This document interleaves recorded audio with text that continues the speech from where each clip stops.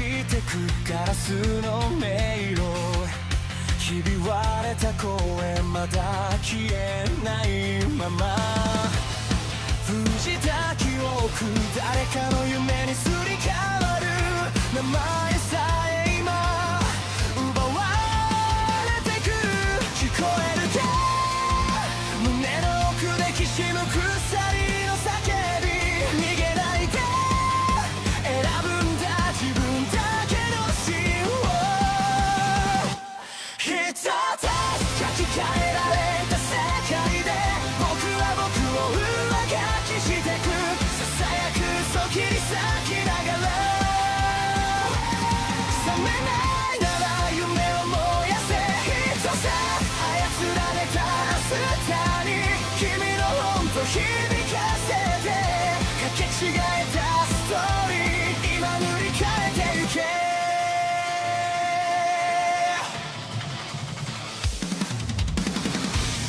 黒いタイピン運命に鼓動が刺さる笑うシステム感情を食らう震えた指でログアウト先を探してるでも君の手が確かにここにある忘れるな偽物でも選ぶ痛みはリアル奪えない願いだけが最後のパスワード一つ書き換えられた世界で僕は僕を上書きしてくささやく嘘切り裂きながら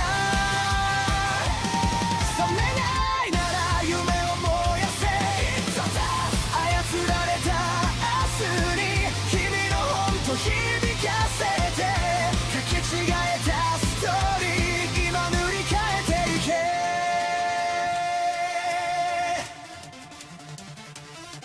必殺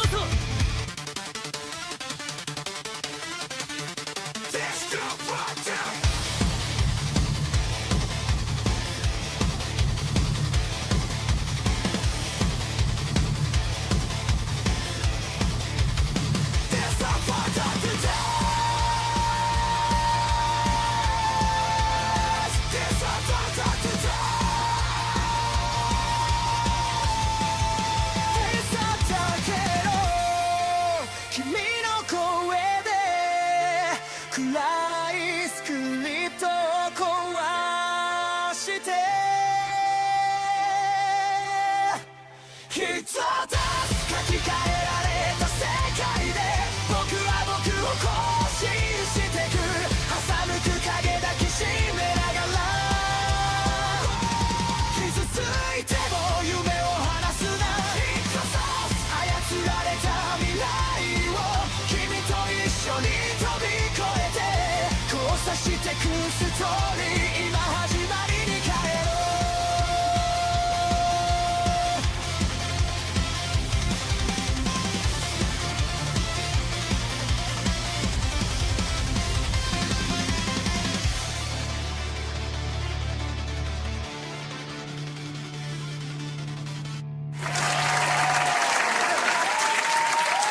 That's right, ladies and gentlemen. Welcome to another episode of Hypnocast. That's right, we're live, boys. We are live, we are live, we are live. We're going to dive down the rabbit hole that is known as the internet. But before we do that, boys, you got to bring it in. Listen, guys, I don't know how to tell you this. I'm sorry. I don't know how to tell you this. On this glorious Sunday, all right? It's Sunday. I don't give a fuck what anybody says. On this glorious Sunday, the first of the month, I regret to inform you that every single one of you are gay. I'm sorry. I'm sorry. It is what it is, boys. Listen, you can't escape it. For the next 30 days, every single one of your booty holes are going to be explored completely. That's right. That's right, boys. Listen, that's just what it is. That's the rules of the internet. For the next 30 days, no, that doesn't work. Uno reverses does not work on me. I am immune. I am immune to Uno reverse, okay? I'm immune to Uno reverse. Guys, Bring it in. We got to hug it out. It's going to be a little bit more of a gay hug this time. For the next 30 days, every single hug is going to be gay. All right. I'm sorry to inform you of that, but bring it in. Let's go. Come on. We got to hug it out. It's a brand new month. It doesn't mean we don't got a lot to talk about because this week's going to be crazy. This week is going to be crazy. We got the State of Play happening tomorrow. We got the Summer Games Fest happening in a few days. Guys, get in here and listen very closely. If you are watching over on YouTube, like the stream. That's right. Like it. If you are watching over on Rumble, like the stream.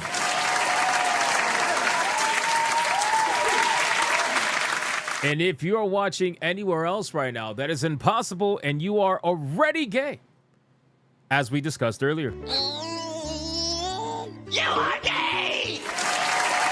So like the stream, boys. Hashtag no, as I don't like either of them. What? Chat, bring out your best Wookiee. What?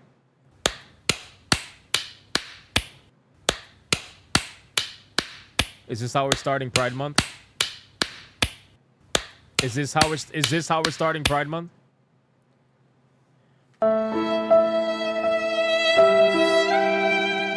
Here we go.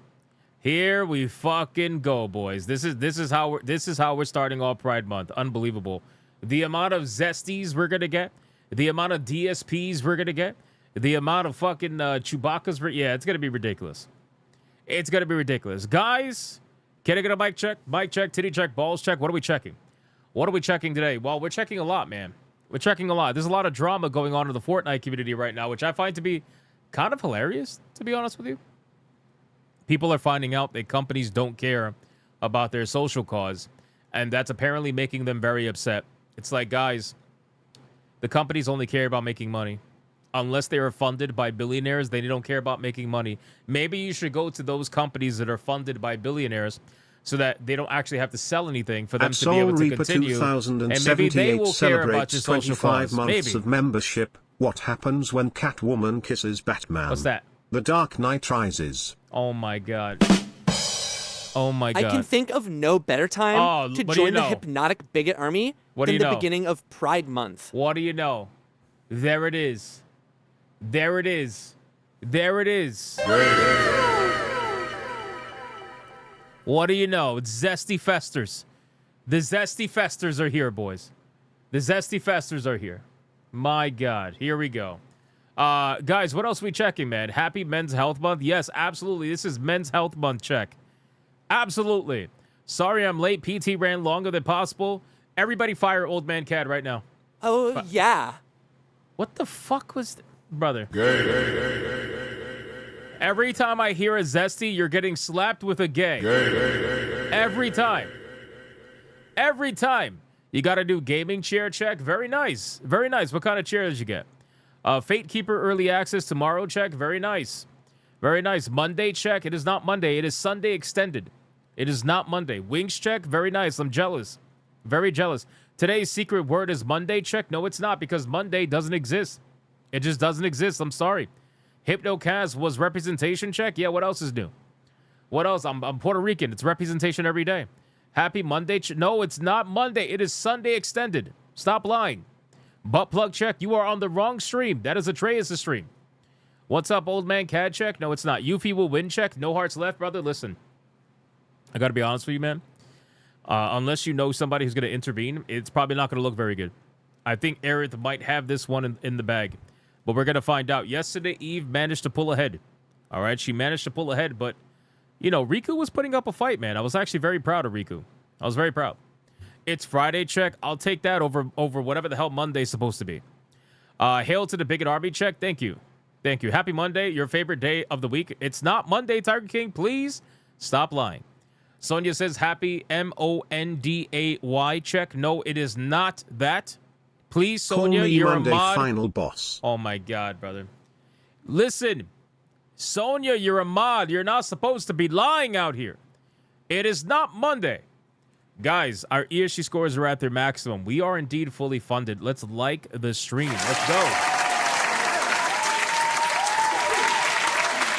Guys, let's do the Bigot Army roll call. But before we do that, man, we got a battle on our hands. And this one is officially the last one of the first bracket, ladies and gentlemen.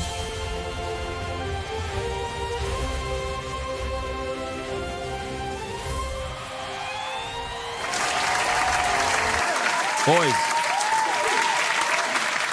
we've officially made it, ladies and gentlemen. We have officially made it. The last battle of the qualifying bracket, the first bracket. We got Yuffie versus Aerith today, ladies and gentlemen. That is correct. Today's a big boy battle. This is going to be interesting because a lot of people thought that Aerith was going to be able to make it to the next round and go up against Tifa in the final round. But we'll see how that goes. But everybody's thinking Aerith is going to win. We shall see. Yuffie fans talked a lot of shit. You know, when they kept demanding her to be in the waifu battle, they talked a lot of shit. Let's see if they back it up today, although I highly doubt it. I highly doubt it, bro.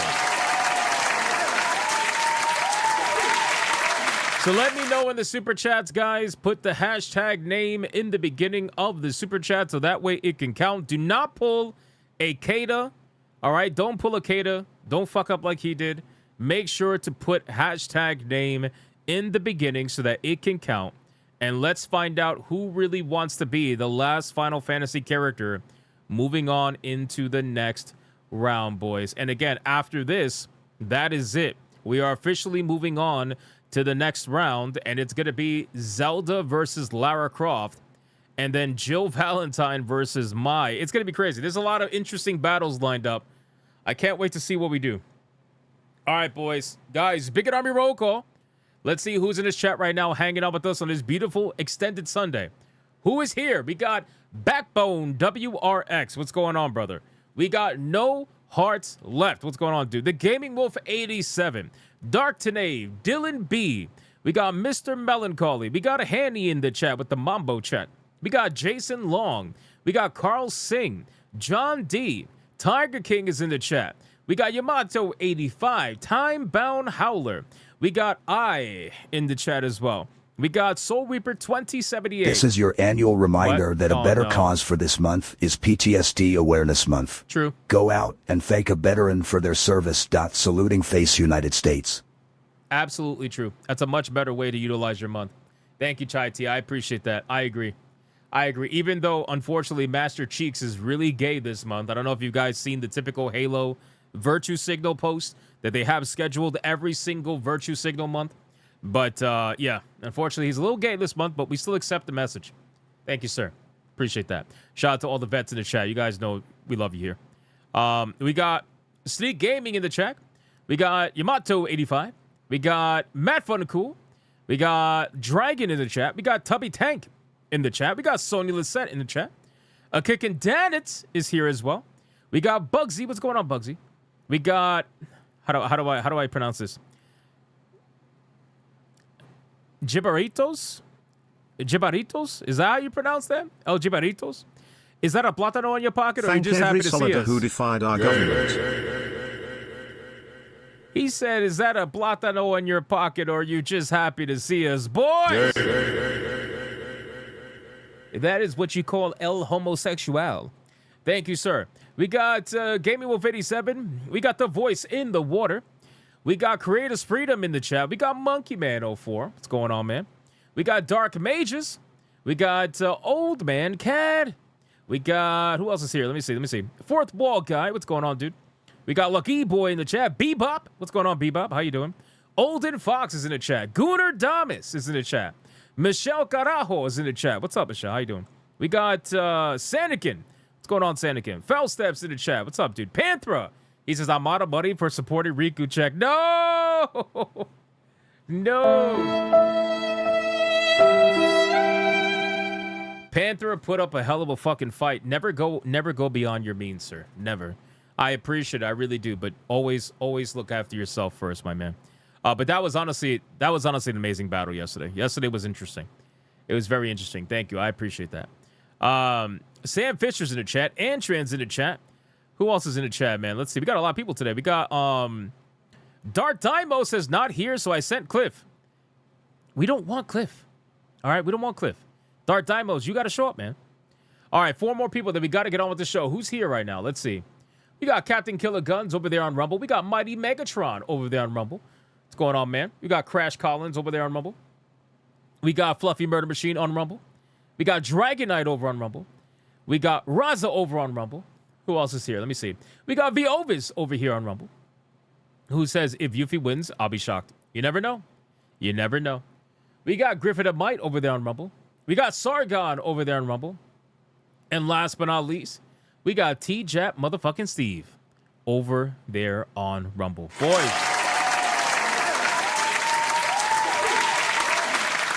Boys, it's time to sacrifice your fellow Bigot Army member. Listen, it's a Sunday extended, all right? So it's a little bit of a weaker money shot, all right? Michael Doberman says raid. Who's raiding us? Who's raiding us? Who is raiding us right now? I don't see a raid. Where's the raid? I don't see a raid. Am I being lied to right now? Well, if you're raiding in... steal Hypnosh. Oh, my God. Do not steal my hoodie. Listen, if we're being raided, protect your faces because it's about to get crazy. We got Rune with the power of the monkey. He says, no Diddy? No, definitely no Diddy after what's going on Twitter, boys. Have you seen that shit? Oh, my God. Oh, my God. Oh, my God. Have you seen that nonsense, brother?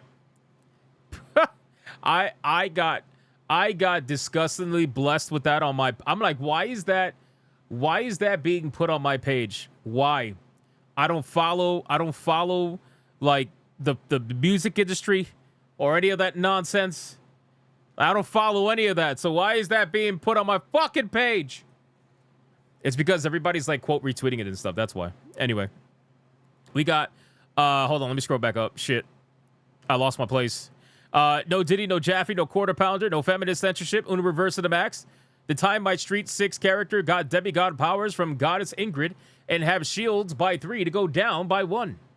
Which then goes to the voice in the water who says no Una Reverse. Max shields, booty hole protected by emojis, go down by 6. Today's organism is a sarcastic fringe head, a small marine fish that defends their territory by flashing their colorful umbrella-like mouths at each other.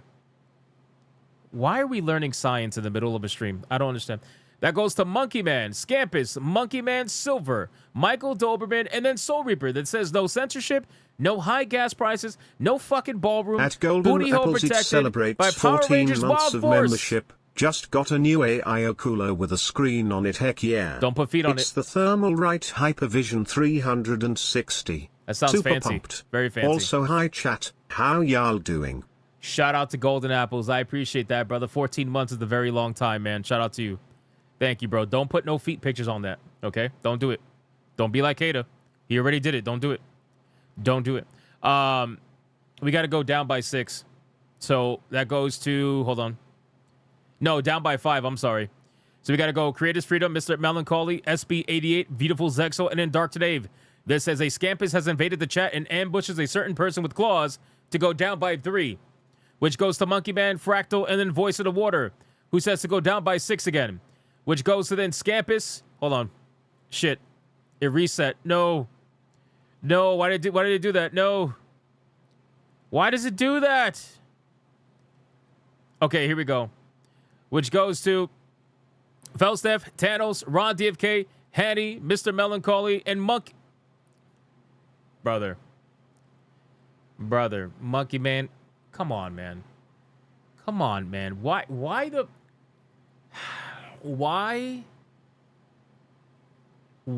banana? Like, why the banana? Why the banana? I understand the joke. You're a monkey man.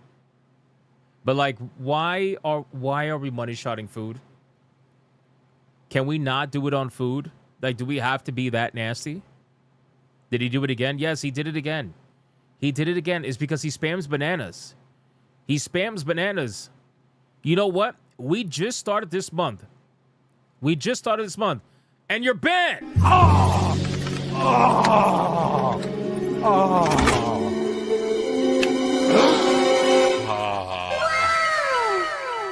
What the?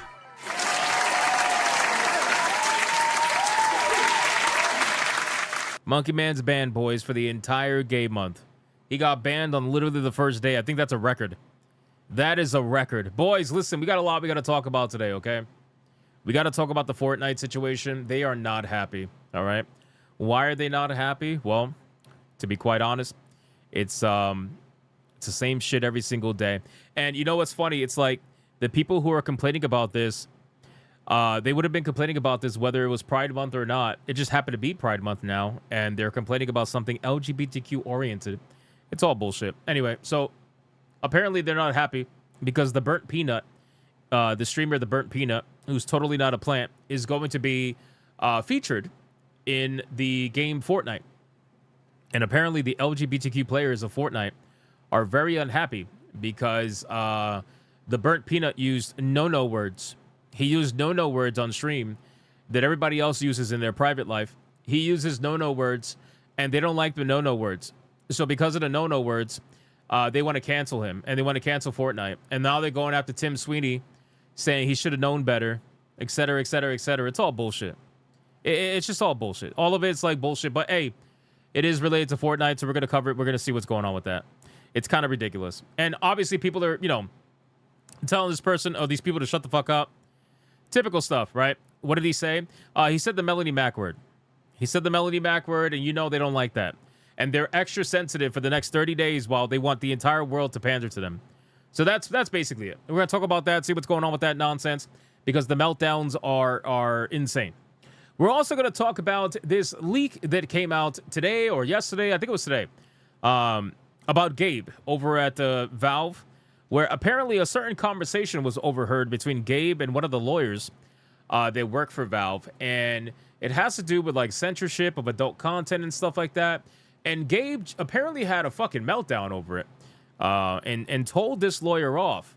So we're going to go over this supposed conversation that happened between Gabe and the lawyer. Take it with a grain of salt, but I find it to be very interesting. We're going to talk about it. We got a bunch of video games to check out. We got a couple of new trailers that I want to go over. There's a new trailer for, what's the name of this game? Liminal Point. Liminal Point's a video game I've been watching for a long time. They've been advertising it for a long time on Twitter. They got now like a 3-minute new trailer that I want to go over that. We also got Avatar Legends, the fighting game. That video game we're going to go over because they just released a new trailer as well. So we're going to check that out. I find it to be very interesting. We are also going to be going over some news about the League of Legends MMORPG that's in production. They stole yet another World of Warcraft veteran to its team. So we'll go over that. We got some GameStop news. Apparently GameStop is being attacked for potentially using AI in their stores. We'll talk about that nonsense. We got an Outer Worlds debacle going on. I don't know if you guys have heard about this, but the Outer Worlds debacle, where apparently Obsidian promised people that bought the physical edition of Outer Worlds that they were going to be able to get their hands on the upgraded version that they were giving away digitally for free. So then people went out and bought the physical copy of the game only to find out that they can't actually get the upgraded version of the game. You know what I'm saying? So we're going to talk about that because that's always interesting. And what else we got? We got, there's a new ROG Xbox Ally OLED model that is now, we got so much to go over. And it's crazy because tomorrow we got a showcase to go over. It's insane. We got a lot we got to go over. So before we do any of that, boys, we got to do a membership train. Good old bait and switch, I know. Guys, listen, it's the first day. It's the first day of the month. We have to sound this shit off. We got to light this motherfucker up green, especially since we're surrounded by rainbows right now. It's the beginning of the month.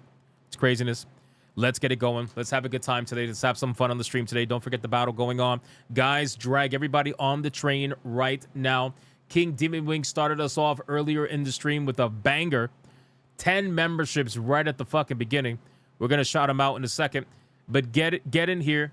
Drag everybody on the train. Let's see the train emojis. And let's get it going, boys. Ladies and gentlemen, get in here. Let's go. All aboard. Let's go. The membership. Don't let the weirdos on. Train. Don't let them on. Bring it in. Let's go. Jesus Christ. Holy shit. Wait. 16-bit dude. 5 memberships over on YouTube already. Damn, my man was fast with it. Black Tailgate with a membership over on YouTube already. Beovis, 5 memberships over on Rumble. Crash Collins with a membership over on Rumble. Jesus. Robin 10 with 5 memberships over on YouTube. Old Man Cad, 5 memberships over on YouTube. Ron GFK with a membership over on YouTube. Holy shit. Train emojis, boys. That was insane. We are Hypnocast. Membership train. Sean Sora with a membership over on Rumble. Damn. That was crazy. Holy shit. That was a crazy membership train. Thank you guys so much, man. I really appreciate that. Let's get into the pre-stream legends. That was awful. Oh, no.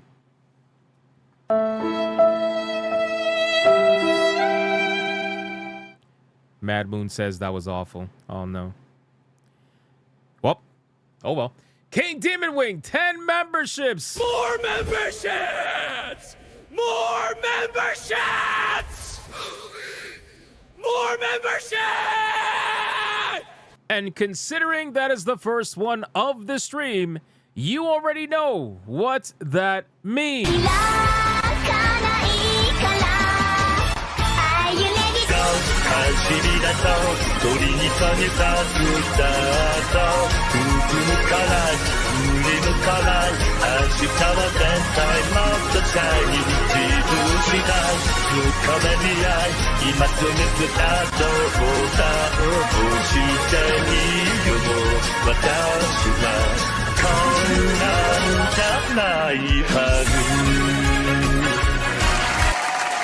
That's right. That's right. Appreciate that. Philip Morrison says, "Grats, you can afford those rainbow socks now." Yo, that's actually not a bad idea, bro. That's not a bad idea. Should I get some rainbow socks? I'm going to get some rainbow socks. King Demon Wing, thank you for the 10 memberships. I appreciate that, brother. Creators Freedom with the 2 hashtag Hypno, as I don't like either of them. Thank you, sir. And Creators Freedom with another 2 trying to summon Chewbacca. Thank you. Creators Freedom with a 5 clapping cheeks. And then Chai T became a member all on their own. Thank you, Chai T. I appreciate that. And then Soul Reaper for 25 months of legendary fucking status is insane. That's insane. Thank you for that. I appreciate that. Chai T with another 5 in the Hi, zesty Hypno voice. and chat. Another day of Hypno enjoying pineapple pizza with his best friends Chewy and Scampus on his favorite day, Monday. Deidre Carter got felt. He got. Everybody pointed. No, I'm just kidding. I'm not trying to be mean. I'm not trying to be. That's just the rules, man. Deidre Carter, don't take it personally. That's just the rules. That's just the rules, brother. It might be like acting weird with some of the voices. Who knows? Who knows? It might be doing that. It does that every now and then. But we love you, man. We love you. I appreciate that. I appreciate that. Wait, is 02 working? Somebody else try 02. See if that's working. Deidre Connick, he needs his Asian voice, all right? He can't go a stream without the Asian voice, man. We got to make it happen. Sith Lord with the 5. Thank you, sir. Appreciate that. Secret Final Boss with the 2. Call me Monday. Final. No. Chai T with the 5 as Master Cheeks. I appreciate that. Creators Freedom with another 2. I appreciate that. Summer Days with the 189. Thank you, sir. And then Golden Apples for 14 months. I appreciate that. And then we got 16-Bit Dude with the 5 membership banger. More memberships! More memberships! More memberships! Shout out to Testo testo. Testo testo. Testo testo. Testo testo. Anyway, Deidre Connor, thank you for the 5. It looks like it works. All right, so it looks like only one Asian works. All right, that makes sense. We got 16-Bit Dude, thank you for the 5. Black Tailgate with the membership. Thank you, my man. I appreciate that. Yes, that was a gifted game. We're going to go over that in a second. Robin 10, 5 memberships. More memberships! More memberships! More memberships! Shout out to Robin 10. Thank you so much. I appreciate the 5 memberships. And then we got Old Man Cad also dropping 5 memberships. More memberships! More memberships! More More membership! Shout out to the legend. I appreciate that, old man Cap. Thank you so much. And then Ron DFK dropped a membership as well. Thank you, Ron DFK. And then a Kickin' Danitz gifted a membership as well. I appreciate that. DJ Conic dropped that 5-banger. Thank you, sir. And then we got Philip Morrison. He's trying to buy me rainbow socks, boys. He's trying to buy me rainbow socks. Philip Morrison, 5 memberships. More memberships! More memberships! More memberships! Shout out to Philip Morrison. Thank you so much, man, for the 5 memberships. I appreciate that. DJ Conic dropping the 5 as well as 02. Thank you, sir. And then last but not least, Philip Morrison became a member all on his own over on YouTube. Amazing. Thank you, thank you, thank you. I appreciate that, everybody. Let's go over to Rumble now. Rumble was also awake this time. We got Captain Killer Guns, who still to this day doesn't understand that the TTS does not work on Rumble. But he says for 5, Zesty, happy Pride Month, Hypno. Time to get sweaty, time to get big, and take a dip in these rainbow waters. And they try to hit me with the mwah.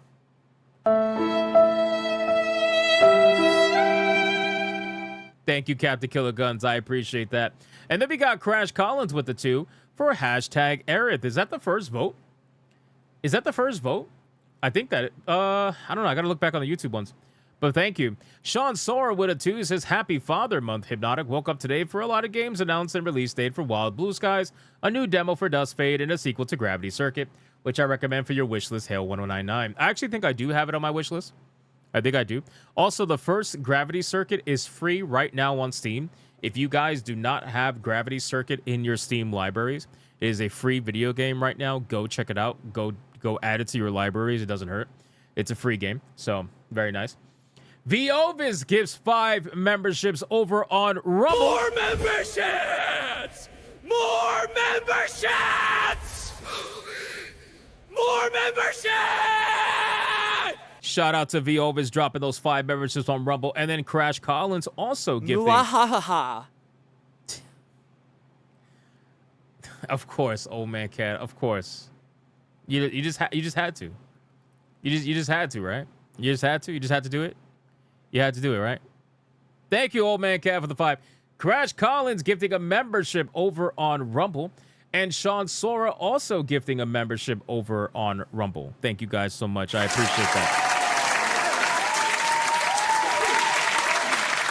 All right, boys, listen, we are fully caught up. We are going to get into the content, but just as one last reminder, because I don't really see that many votes right now for either waifu, which I find to be a little shocking, especially for Aerith. But regardless, this is the final battle of this bracket, Aerith versus Yuffie. Decide which one you want in the super chats. Let me know, and we will obviously decide a winner at the very end. Are we ready to get into this, boys? Are we ready? First things first, I gotta show you something fucking awesome. Old Hypno Lawbuck, does everyone remember Hugh? Oh yes, the guy who was the presenter with SBI that was doing that weird laugh nonstop. Hashtag Yuffie. No hearts left with the 5 for Yuffie. Thank you so much. I think that might put her in the lead, or maybe tie. Thank you, No Hearts Left, for the 5. Actually, before we get into it, hold on. Gifted Games. Let me check Gifted Games really quick. Give me a second. Gifted Games, boys. We got Crimson ID. Says, here's a gift for you, Hypnotic. Thank you for bringing everyone news, laughter, and entertainment. Here's to the future and hopefully better games like this and gifted blueprints. Yeah, right there. Don't stop. Hey, yo, stop it. Stop it. That is fucking disgusting. Like, why in that voice? Why couldn't you use the beauty voice? Why's it gotta be zesty? Stop. Crimson gifted Blueprints Music Room Bundle. I appreciate that, man. You know, I heard a lot of things about Blueprints. You know, ironically, it's one of those video games that you got all kinds of people talking about. The wokies tend to love this game. The journos tend to love this game. The activists tend to love this game, but a lot of normal people like this game too. So, you know, I've heard from a lot of people that the game's actually pretty good. So it might be something I will definitely check out in the future. So I appreciate that, Crimson. I don't know if you're watching right now, brother, but I thank you. Thank you for that. Gray Soul says happy game month and gifted chef night. Cook what you kill in this cozy fantasy incremental game. Dive into dangerous dungeons, harvest fresh monster ingredients, and serve delicious dishes to hungry adventurers. Slay, cook, sell, and upgrade your way to a sprawling dungeon food empire. Thank you. I appreciate that. Thank you very much. Fucking legendary, bro. We got Pitt. Says, I recently started Metal Eden myself. Super fast sci-fi FPS with crazy movement and really fun combat. Highly recommend. Hope you like it. Oh, that sounds exactly what I would play. That sounds like exactly what I would play. An adrenaline rush sci-fi FPS, a hyper-unit Asuka is sent on a suicide mission to rescue citizens' cores from Mobius, an orbital city turned into a deadly trap. Dive into cybernetic warfare, face the engineers, and uncover the secrets of Metal Eden. That sounds fucking awesome. That sounds awesome. I gotta check that out, man. Thank you, Pitt. Pitt has gifted me a lot of like boomer shooters and some really solid video games. And he's like, I think you might like this. And like 9.5 out of 10 times, I end up liking them. So thank you. I appreciate that very, very much. Okay, we are fully caught up, boys. Thank you so much again for the insane support. You guys are amazing.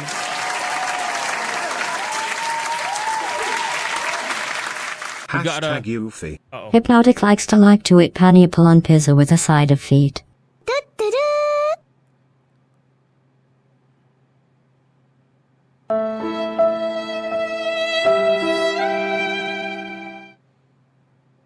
Really?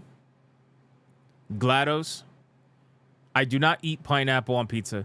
And I do not like a side of feet. Hashtag I think you're talking about Kata. Who cares about Cyril too? Oh, but no. not me okay time for Planet of the Apes.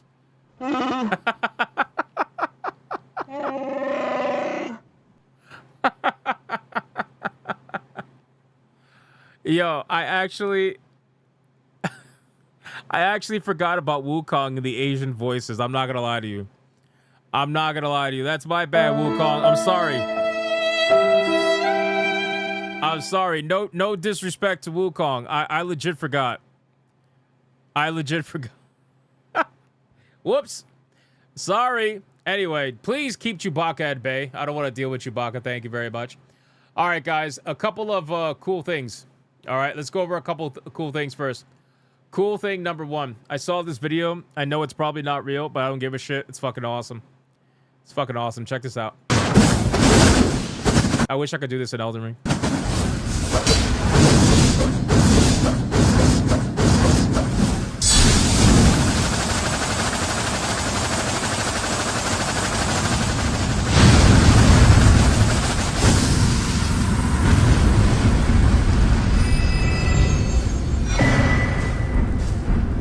That was fucking awesome.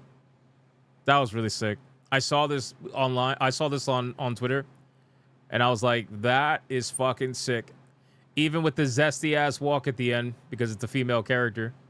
That was a sick fucking move. It reminds me of Monster Hunter, to be honest with you. A little bit.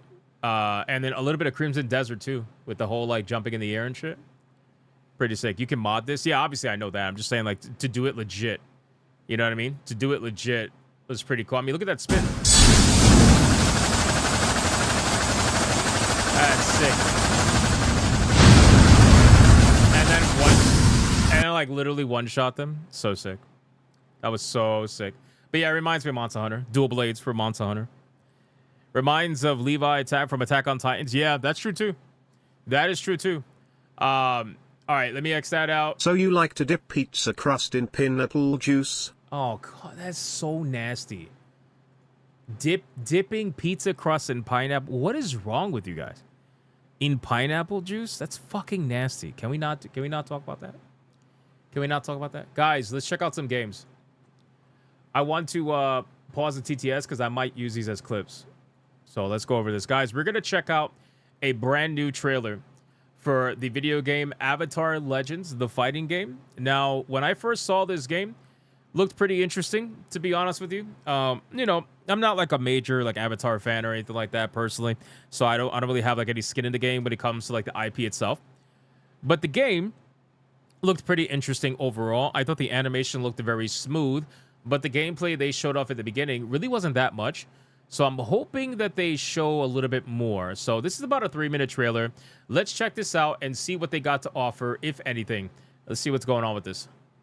Here we go. Avatar Legends, the fighting game. This better be good, man.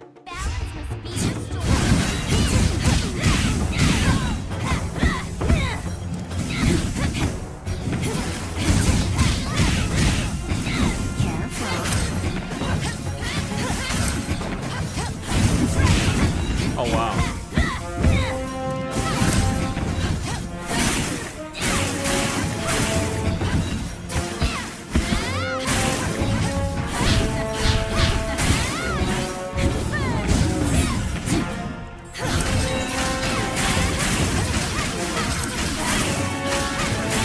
I'm not gonna lie, man. This animation is pretty fucking nice. This animation is pretty fucking nice. Like, it fits. Obviously, they're going for the art style of Avatar, obviously, but I mean, just how smooth it all is. It's actually very, very impressive. And keep in mind, like, this is how it looked the last time. I think it looks a little bit more detailed now, especially the stage. The stage looks a lot more detailed now, and the actual effects look a little bit more detailed now. But aside from that, it looks pretty on par. The UI looks a little different.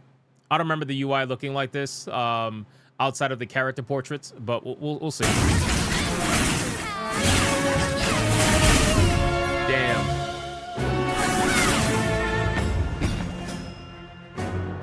Yo, look at this creepy ass smile. Wait. Go to the background. Look at this creepy ass. Look at this creepy ass fucking smile in the background. What do we got going on here? Oh, that's rough.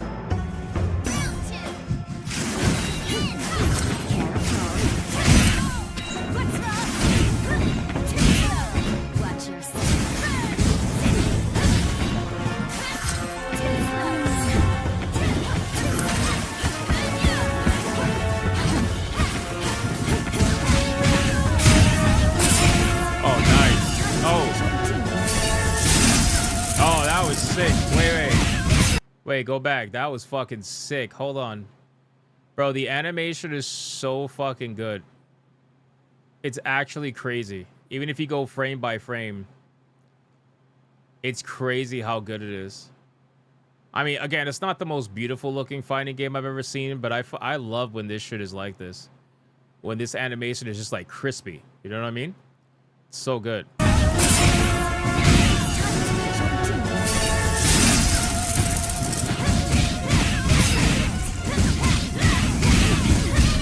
Bro, can I just say that I am so grateful that we are skipping all the bullshit and just going straight to gameplay. Notice how this is a 3-minute video and it started off with literally just only gameplay. Can we get more of this? Can we get more of this? Can we get more, like, just give me the game. Give me the gameplay. Let me see. Like, don't sell me a fucking cutscene or anything like that. You know, especially for a fighting game. Like, just give me the gameplay. Let me see it. I appreciate that.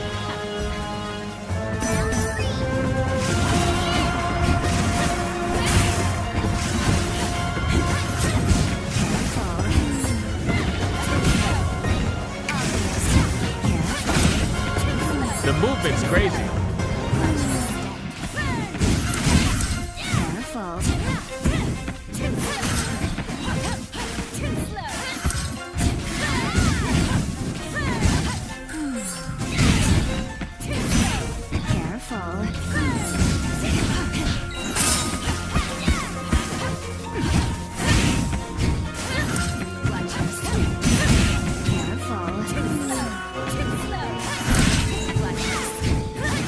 Wow.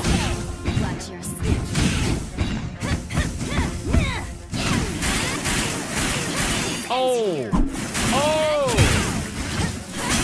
Wait, can we go back? I'm sorry. I'm actually like... I mean, again, this is just so... like, on brand. It's on brand animation-wise for this game, for this series. And when I tell you, they have nailed it, in my opinion. Every frame, they have nailed it. It looks so good. That combo was crazy. Wait, let me go back to that combo. Hold on.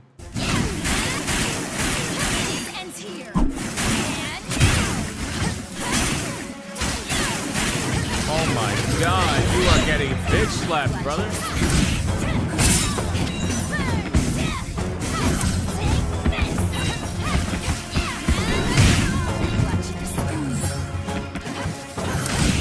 Don't lose. Come on, you were just about to. Oh wow, she lost. That sucks. That sucks. So it's available July 2nd. You can pre-order on Steam. It's going to be on Steam, PS5, Xbox, and also coming to Nintendo Switch 2 and Nintendo Switch 1. So not bad. These juggles are satisfying. They're very satisfying. I got to tell you, I am now that, bro, all they did was give us gameplay. I honestly, I got to be very thankful for that because I'm so tired of these fucking games showing you like 5% gameplay and 95% bullshit. All they did was literally drop a battle in front of your eyes, and they're like, well, here you go. So I appreciate that. That's pretty cool. Again, I'm not like a super fan of the Avatar series. It's just I think that to see what I know Avatar to look like and then see it literally transferred damn near perfectly to a video game format is really impressive, and I like that. I do. So I would probably be picking this game up personally. Because I think it looks pretty good. You could pre-order now Steam, PS5, Xbox, and Nintendo. So that's cool. But overall, I mean, that's pretty cool. Yeah, I would agree. The super attacks were really impressive. Like, I want to play the first girl's super attack again. Because that shit was sick. Hold on, when was that? That was back here somewhere. I think, yeah, right here. This shit was amazing. Hold on.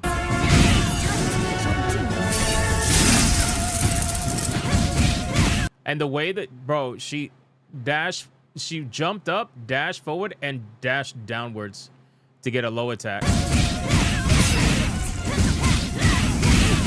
Oh my god. Look at that smile. Oh, you can't see it because it's cut off, but she's got a evil grin on. No, I think this game looks good. I think anybody who's like a fan of what do you call it, of Avatar, I think they're gonna probably be very happy, to be honest with you. I think it looks overall pretty good. I don't think you're gonna find like maybe a super technical fighter here, but again, I could be wrong. They haven't really showcased anything else outside of just basic combat and some supers. But again, you know, I think people overall be pretty happy. It depends how much this game is gonna be at retail. If I had to check really quick, let's see. Let's go to Steam. And let's see how much is Avatar going to be at retail. So if you go to Avatar, Legends, oh, $29.99. That's a good price.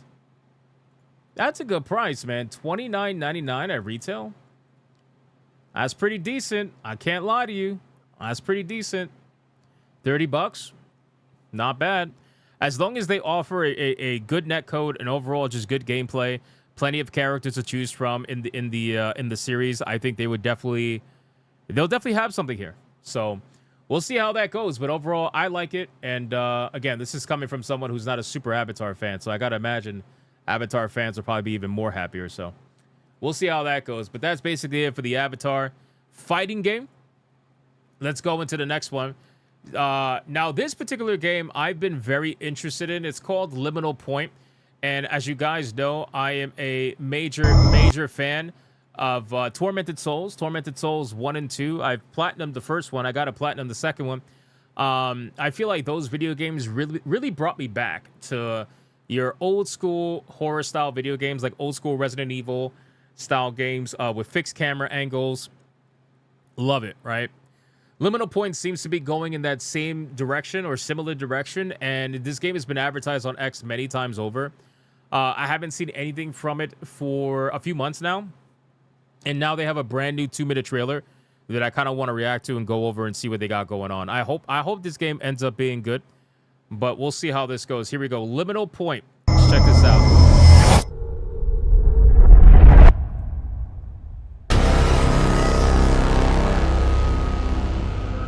Well, they got the typical trailer sound down.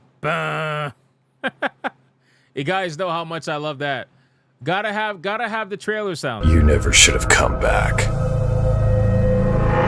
I got a message from Mira. She's been gone a long time. Ran when things got hard.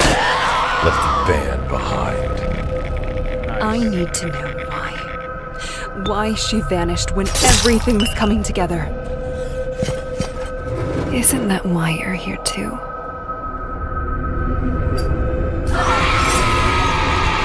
Did you forget what happened on that night? Graphically, this game is really nice. Like, it has that old school tone to it.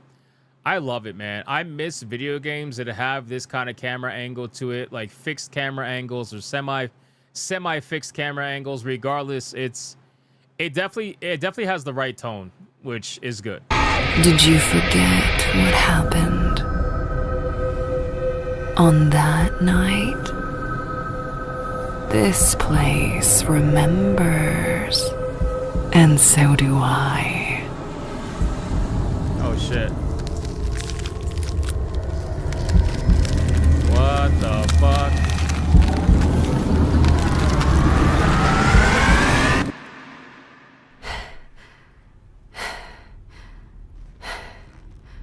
This is not me. This is not me. This is not me. This is not me. This is not me. This is not me. This is not me!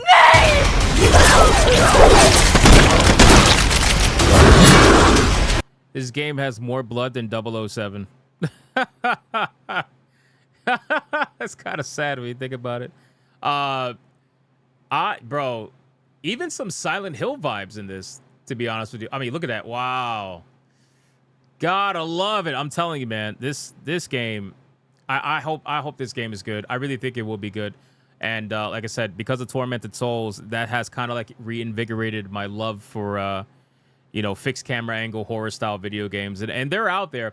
But unfortunately, in order for you to experience them in today's modern day, you have to go indie. You have to go indie. That's the only way that you can experience these games now, because none of these AAA studios want to do fixed camera angle horror games anymore.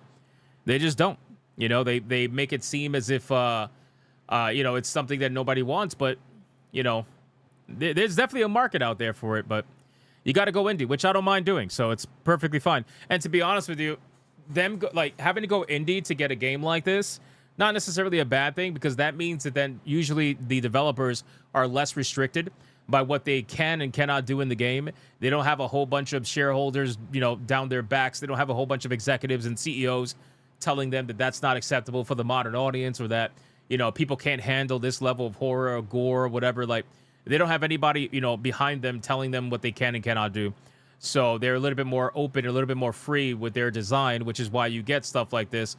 And it was the same thing in Tormented Souls 2. I'm sorry, not, part 2. I just mean like in general.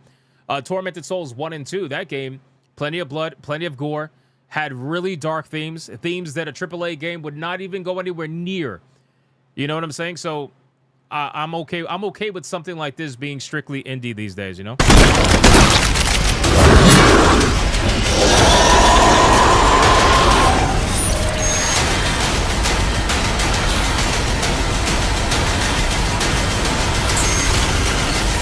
Oh, it looks like they took the ability from Resident Evil 9 Requiem, where you could inject the enemy with something and they explode. Oh shit! Yep. But oh my god! Damn. Boom. Done deal. You love to see it.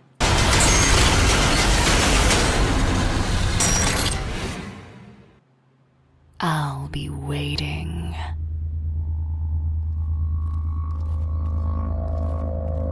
What's that?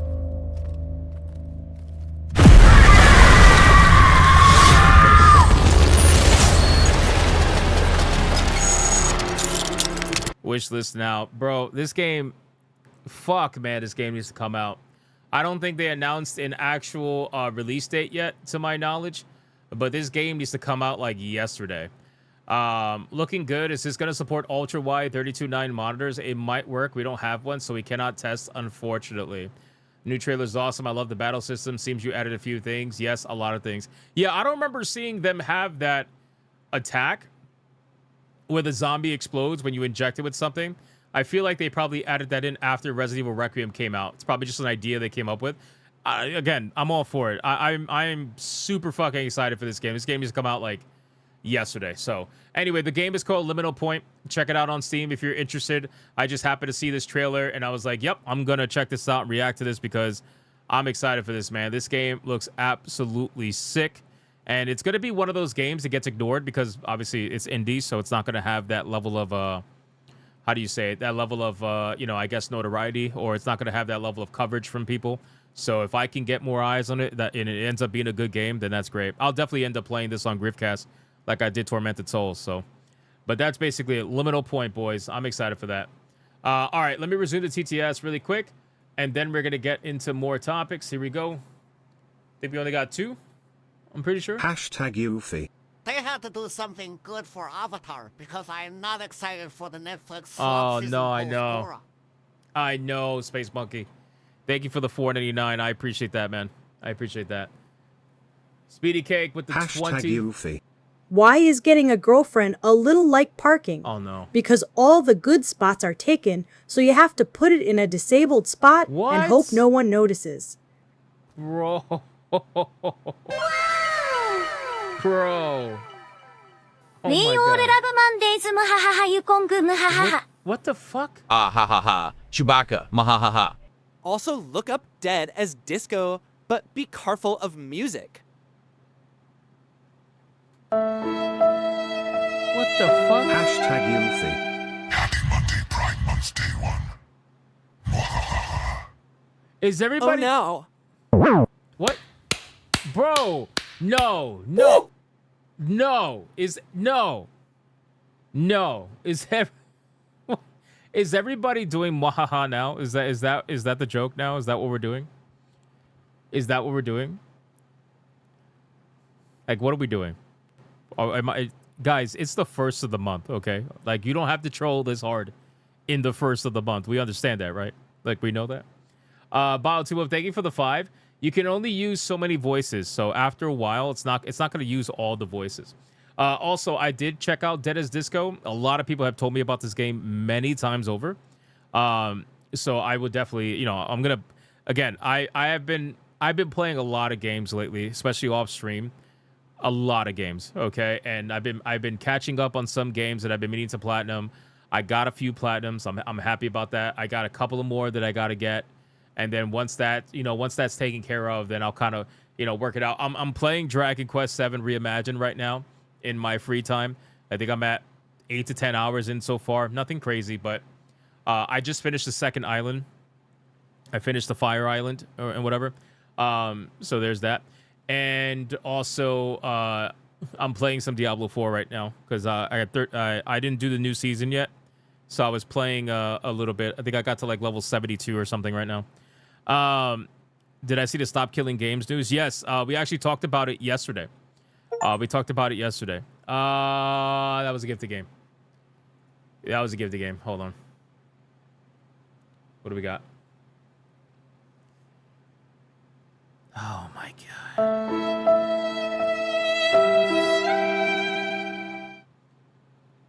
Oh my God. Diz Elgiz says Happy Pride Month and gifted Gay World, apparently Ultra Edition. This includes Gay World and the original soundtrack.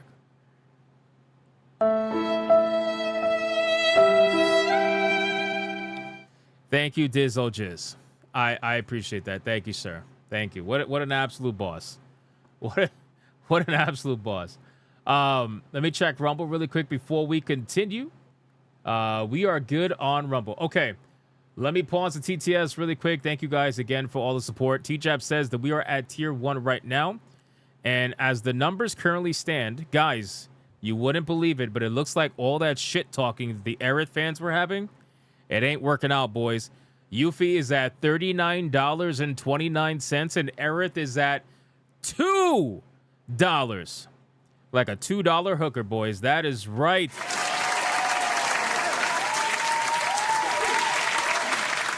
That is right, boys. That is right. Yuffie is winning right now almost $40 versus $2. Aerith is getting felted. You love to see it. You love to see. She's going to get stabbed a second time. All right, guys. Let's continue into the content. Let me X out of this really quick. Did you guys see this? This is kind of fucked up. This is going to blow your mind. You ready? Watch this. Holy shit. Isn't this like the nastiest thing you've ever seen in your life? Is this like the nastiest thing you've ever seen in your life? Like, why would you do this? I know it's AI, but still, like, why would you even imply this? This is so nasty. This is disgusting. Just no. Yeah, I know. I saw this over on X, and I'm like, yeah, that's nasty. I gotta share that with people. Every time I see something like that, I gotta share it with people. All right, let's go over this really quick. I saw. Let me see. Where do we want to start? Oh, let me X out the little point thing. All right, League of Legends. Let's talk about League of Legends real quick. Just a really fast story. So I don't know if you guys are aware, but League of Legends is currently working on, well, not League of Legends, Riot Games is working on an MMORPG that is based on the League of Legends universe. This is something they've been working on for a very long time. To be honest with you, I remember hearing about a League of Legends MMORPG all the way back when I used to play League of Legends, and that was fucking ages ago. That was ages ago, right? So they've been talking about this for a real long time. But apparently it's slowly but surely starting to see the light of day, where now they've been poaching people that have MMORPG experience, and they have poached World of Warcraft developers, whether current or former. They poached them as well to try to get them on their team because they're seriously trying to make this a reality. Now, I know Riot Games, the thing about Riot Games is that they like to make a game in every genre, right? They obviously have their MOBA, right? Because their MOBA is what they're known for. They also have their competitive shooter, Valorant, right? Valorant is also something they're known for. They have the fighting game, TKO, whatever the fuck it's called. That game, not doing that well, but again, they tried to have a fighting game. And now they're trying to have an MMORPG. But I think the MMORPG is their ultimate goal. I think they really want to make an MMO that is going to be so popular that every normie is going to be playing it. I just don't know if the League of Legends franchise or the League of Legends world is popular enough to draw people in to that extent, like World of Warcraft was with Warcraft. But, you know, you never know. You never know. But there is a former World of Warcraft lead combat designer by the name of Brian Holinka. I know this name, by the way. I know this name. Brian Holinka has found a new home, apparently. We haven't heard much about Riot's League of Legends MMO. Basically nothing, if you get down to it. But apparently it's still alive and kicking, and today it kicked again. Brian Holinka, who spent more than a decade at Blizzard, including nearly 5 years as the lead combat designer of World of Warcraft, has apparently joined the development team. So, again, guys, very interesting stuff. I think that this will probably be, if the League of Legends MMORPG does not hit, right? If it does not hit and it's not popular, I think it's pretty safe to say that MMOs are probably dead. I mean, they're already dead as it is. There are MMOs out there that people do play. Obviously, they are nowhere near as popular as they used to be, especially with the rise of live service, quick hit, you know, instant gratification style online video games that make a ton of money, you know. But MMORPGs are definitely a different breed. I would like to see them make a return. I definitely would, but I just don't know if it's going to. And considering Riot's affinity for casualizing, you know, a lot of their content for their audience, I think they have a chance to really make a popular MMORPG. And if they don't, then, you know, I don't really know how that's going to go. Oh Man Cat says League of Legends. So it's going to be based on the League of Legends lore. It's going to be based on the world of League of Legends. All the characters. Think about it. They got a ton of characters, right? They got a ton of fucking characters. They have hundreds. So they definitely got plenty of lore to play around with. And they've already done this with other video games too. They've made RPG video games, if I'm not mistaken. Some of which I know I have in my library. I haven't even had a chance to play them yet. But regardless, the MMO, I think, is their end game. You know, it's definitely their end game. So whether or not they make it happen or not, I guess we'll find out. But this thing has been in development for such a long time. I don't know if it's ever going to see the light of day. Also, considering that they tried to cancel, what was it, Hytale? Remember how they had control over Hytale? They canceled it, and then the creator of Hytale bought the game from Riot Games. Bought the IP and then released the game. So they had no faith in that game either. You know, League is the gold standard, and Valorant has a solid player base, and 2XKO is like top 5 in Evo. Is it really top 5 in Evo? Because that game was struggling. Last I checked, that game was struggling. They had to lay off a ton of developers because the game just wasn't making money. So, I mean, is it really that top? Like, is it really that popular, I guess? I don't know. That's a tough call. I don't play any of the games, but I think they're known for continued support. They definitely support their games, that's for sure. whatever games they put out, they 100% support it. They 100% update it constantly. But that's because the amount of money they make from League of Legends is obscene. And the amount of money that I think they make from Valorant is also pretty high up there. So, again, I'm not saying they won't support it. I just, if anybody can make a popular MMORPG, it is Riot Games. Just because the amount of money that they have, the amount of support that they have, and the amount of, like, how big of a world they have. Like, they have a lot to work with. They have a lot of history. They have a lot of lineage. And they have a lot of players that would check out their game, especially if it's free to play, which it most likely would be, right? A Riot Games MMORPG will most likely be free to play with a subscription-based format that allows you to get bonuses that are exclusive only to people that pay per month. You know, so we'll see. We'll see how that goes. The FGC is playing 2XKO. Really? I don't really see them playing that, but I guess, you know. Your Fake says 2XKO stopped further development, as did Legends of Runeterra, their card game. So that's two completely opposite answers. One is they're supportive. The other is like they're done. You know, bad timing. The best time to drop a League MMO was after Arcane Season 1. That's also true.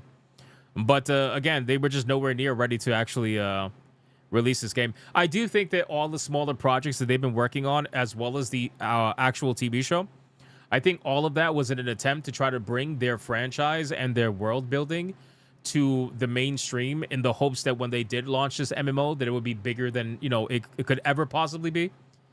But that's also, who knows at that point. Again, we don't really know much about this. We don't even know what kind of MMO it's going to be, right? Most people assume MMORPG, but we don't really know. So we'll see. But that's basically it for League of Legends. They have poached yet another World of Warcraft developer. Interesting stuff. Guys, Kotaku's complaining about AI again. Kotaku's complaining about AI again, boys. Jesus Christ, man. Can we go one day? Can we go one day? One day without journalists complaining about AI? So, Kotaku's been following this story with the GameStop, which, again, I find to be very interesting because, like, nobody else cares about this. Literally nobody else cares about this. But Kotaku's like, we're going to check this out. GameStop apparently snuck in an alarming, it's alarming, guys, an alarming AI disclosure into the risks section of its latest annual report.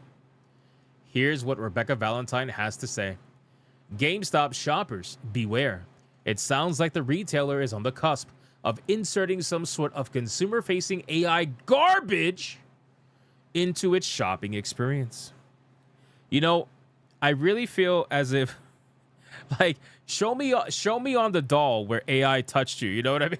It's like show me, please, because these guys, holy fuck, they are just, man. You really think that they got their lunch stolen by AI or something? Which, to be fair, they kind of are, right? Because AI is definitely taking their jobs little by little. So technically, it is taking their lunch. But anyway, that's besides the point. This comes from the company's annual report, published a little over a week ago. It's traditional in annual reports for companies to spend roughly half a total page count outlining strategic risks to the company's bottom line so that investors can have a clear picture of what sort of things might cause the stock price to crash or the company to go under. For most companies, a lot of these risk factors both seem obvious and unlikely. For instance, GameStop, like most of the companies, has a paragraph in here about the risk of a natural disaster impacting its systems, personnel, or facilities. Gaming companies typically have a section about the cyclical nature of the games industry as well as its volatility, that sort of a thing. But often these sections can also provide interesting clues about what the company might see coming down the road, or in this case, be preparing to introduce itself. In GameStop's annual report this year, it includes a brand new risk that was not present in past reports: artificial intelligence. Specifically, the risk of integrating it with its business, an activity that it acknowledges can cause reputational harm, competitive harm, and legal liability, and adversely affect our results of operations. It's crazy. It's crazy how GameStop is even, like, these companies are aware how AI has made basically all these people online completely lose their minds to the point where even mentioning it at the bare level, even if it's something that you've been using for the longest time, right? Because again, these people hate generative AI, but they tie all AI to generative AI, so they try to combine it, right? These people, the moment they hear AI, suddenly it's like a fucking, it's just chaos. And even GameStop's aware of this. When they say reputational harm, they're going to get reputational harm for supposedly utilizing AI, right?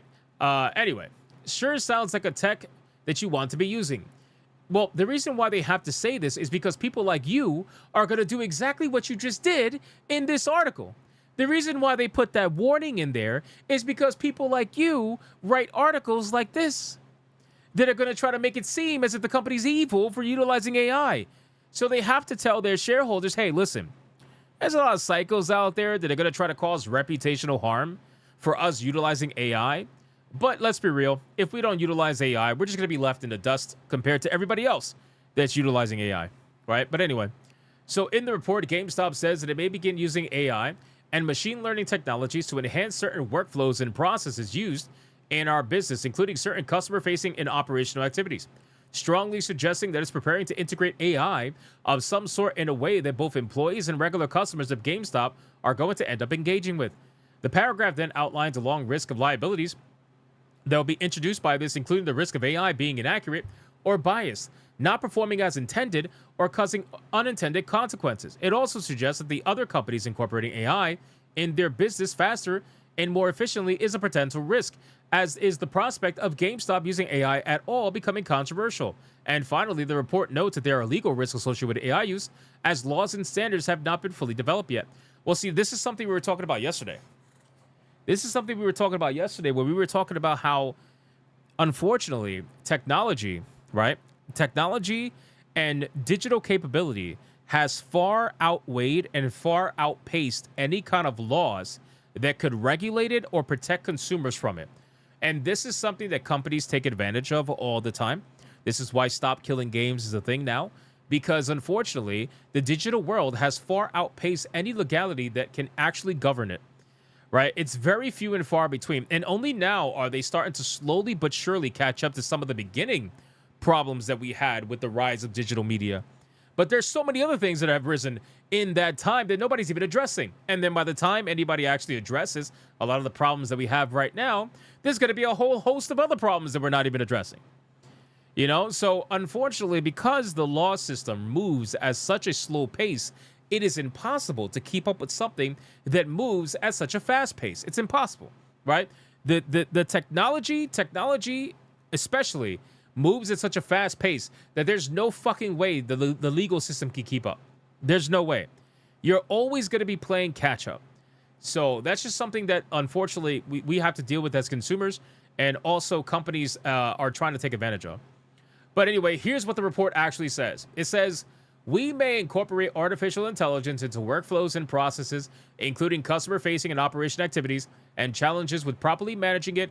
Its use could result in reputational harm, competitive harm, and legal liability, and adversely affect our results of operations. We may begin using AI and machine learning technologies to enhance certain workflows and processes used in our business, including certain customer-facing and operational activities. AI is still in its early stages, and the introduction and incorporation of AI technologies may result in unintended consequences or other new or expanded risks and liabilities.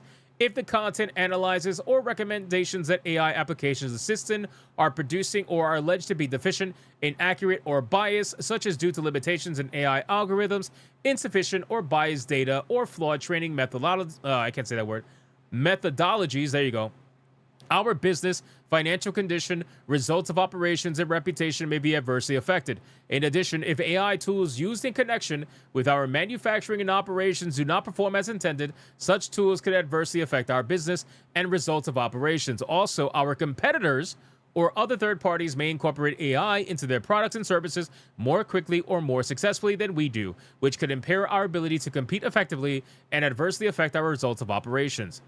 It's a long, basically, this is a long way of saying if we don't do it, they're going to do it, and they're going to do it better. They're going to do it faster, and we are going to get felted by it. That's basically, that's like the short way to explain what's going on here. They have to compete, right? If you are a tech company, or if you are a company that is anywhere remotely in the tech field, or even if you're a company that's not in the tech field, but you use a lot of technology to get your daily work done, you cannot let technology slip through your fingers. You just can't.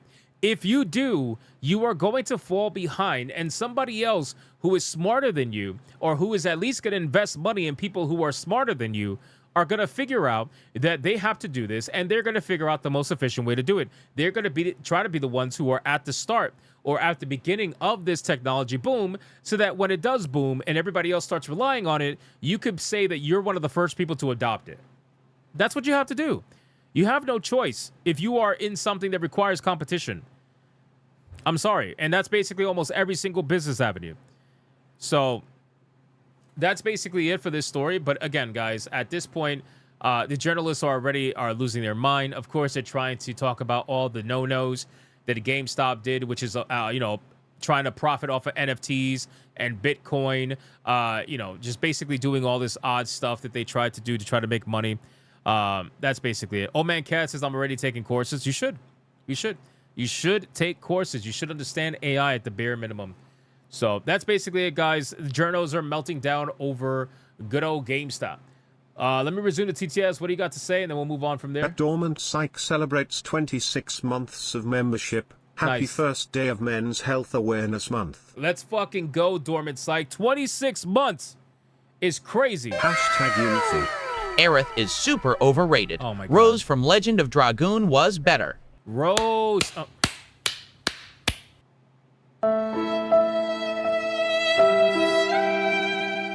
I was trying to be serious for a moment. God damn it. I was trying to be serious. Haven't heard Rose from Legend of Dragoon in a long time. GameStop lost 700 store last fiscal year. They only have right now in America 1,567. Of course they're going to use it. They want to survive. They need to survive in other ways. Again, I don't think that AI is going to necessarily save their company. There's a lot of things GameStop has to do to save their company. It's not just AI, personally. But thank you, Adair Soto, for the 5. And Gray Soul, thank you for the 5. Guys, Yuffie's getting all the votes, man. Over on Rumble, we got Crash Collins spending $5 to vote for Aerith. Shout out to Crash Collins. Shout out to Crash Collins, man. Holding it down. I appreciate that, but Yuffie is still way ahead, boys. Way ahead. So it's not looking good for Aerith. It looks like she's not going to make it into the next round, but I guess we'll find out. All right, let's pause this and let's get into one of the first major topics of the evening, ladies and gentlemen. I want to talk about the nonsense that's happening right now with the Burnt Peanut, ladies and gentlemen. That is right. We need to talk about the Burnt Peanut because it is not looking good. It is not looking good. Let me bring it up. Give me 1 second. Hold on. Let me bring it up. I had the article. I might have accidentally just exited out. That's how little I care about this stupid shit. Hold on. Fortnite. And here we go. Got it. Perfect. All right, guys. I want to talk about the Burnt Peanut. All right. If you don't know who the Burnt Peanut is, he is a streamer who is a peanut. Okay. And the reason why I want to talk about the Burnt Peanut is because everybody's essentially, well, not everybody. The LGBTQ community is not very happy right now. All right. They're trying to cancel the Burnt Peanut again, I suppose. And it's because of not necessarily something he did right now. It's because of something he did in the past and the tying of him to Fortnite. So apparently what's going on is that Fortnite is going to be adding the Burnt Peanut into the game. Okay. You can see him right here in the corner. That's the rumors right now. That's the word around the street, is that they're going to be adding the Burnt Peanut to the game. Now, LGBTQ people saw this and they lost their fucking minds.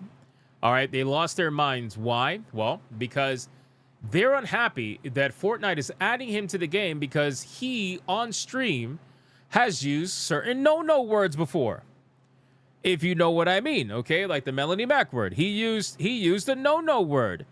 And of course, the people who say that we shouldn't care about certain things and the people that say that we should just let things go and kind of just, stop making everything into a big deal and stuff like that.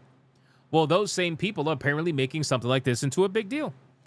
So because he said those words while streaming video games like Arc Raiders and Marathon and stuff like that, they don't like that. And now the LGBTQ community is essentially trying to take control over Fortnite and trying to make it seem as if this is disrespectful. One of them even has a complete meltdown over on social media, which we're going to get into in a second, where they're trying to say that it's clear that Epic straight up doesn't care about the people who play their game. This is such a slap in the face to any person of color. And a person of color. So apparently, wait, hold on. I didn't know this. Hold on, because I'm brown. I'm brown, right? So apparently the no word, the Melanie Mac word, apparently is an insult to people of color. How the fuck are we dragging people of color into this? What the hell is going? Like, what is that even? Anyway, this is such a slap in the person to any person of color in the LGBTQ community as a whole. It's so weird how, I don't know if it's because the activists online have realized that complaining about specifically LGBTQ stuff doesn't really get much traction anymore. Nobody really cares. Nobody's going to go out of the way and be like, oh my God, he said the word. No, oh my God. So now what they're trying to do is they're trying to fusion dance with other, I guess, like minority groups or something. They're trying to fusion dance and they're trying to stack up like oppression points in the hopes that people suddenly care because like, oh, well, it's not just LGBTQ now. Now it's people of color too. Come on, you got to care now, right? It's like, the fuck does that have to do with anything? Anyway, so we're going to check out what Kotaku has to say about this because I'm sure it's going to be great, right? This is from good old Kenny Boy. And then we're going to check out what is actually under this because I got to tell you, it is not good. We are starting this month off really strong. It's only the first month of Pride Month. I'm sorry, it's only the first day of Pride Month, and we're already starting off strong. Anyway, so while some games like Overwatch will be celebrating Pride Month with in-game skins and events, these people love Overwatch. They love Overwatch because Overwatch panders to them on a daily basis. They love it. They cannot, like every other game is always second fiddle to Overwatch to them. They love it. Fortnite decided to go the unorthodox route this June by adding a VTuber who has been shown using homophobic slurs on stream to the game as a sidekick. Yeah, who gives a fuck? Who cares, brother? Like, what is with this? Oh my God, the internet, bro. The internet is filled with people that want to moral police others. You have grown adults caring about what other people like say or do on their streams and stuff. It's insane. It's insane. Like the amount of like fake virtue signal, fake moral policing, like the guilt tripping. Like you guys really don't care about this. Like when you log off the internet, if you ever do log off, because the problem is some of these people do not log off. That's the issue. But if you ever log off and you spend time with your family and stuff like that, or if you spend time with your friends, are you really telling them that you're angry that a streamer used the F word on their stream and that it's ruining your day and you can't get over it? Are you really doing that? For some reason, I feel like you're not really doing that. For some reason, I feel like this is all just performative for X because X is the place where performance goes. You know what I mean? Like there's no way you could be really doing that, right? That's assuming you have friends and families. But again, like I'm just curious. Like, are you really doing that? I don't think so. I don't think you log off. But anyway, so of course, TheBurntPeanut is a streamer who uses the VTuber costume of a peanut, has historically been known for playing games like Arc Raiders and Marathon, and has amassed millions of followers across Twitch, Instagram, and YouTube in recent years. He also hosts a regular segment called Slur Saturday, and has gone viral for a bit of sorts in which he claimed to become so frustrated while playing Arc Raiders that he simply had to use a slur, and then bleeping out many of the words that followed. However, he was also to straight up drop the F slur on the Escape from Tarkov stream without bleeping it, which you can hear below. Content warning for slurs, of course. Bro, they're treating this as if he killed a man. Straight up. They're like, listen, you can't let this go. He said a no-no word.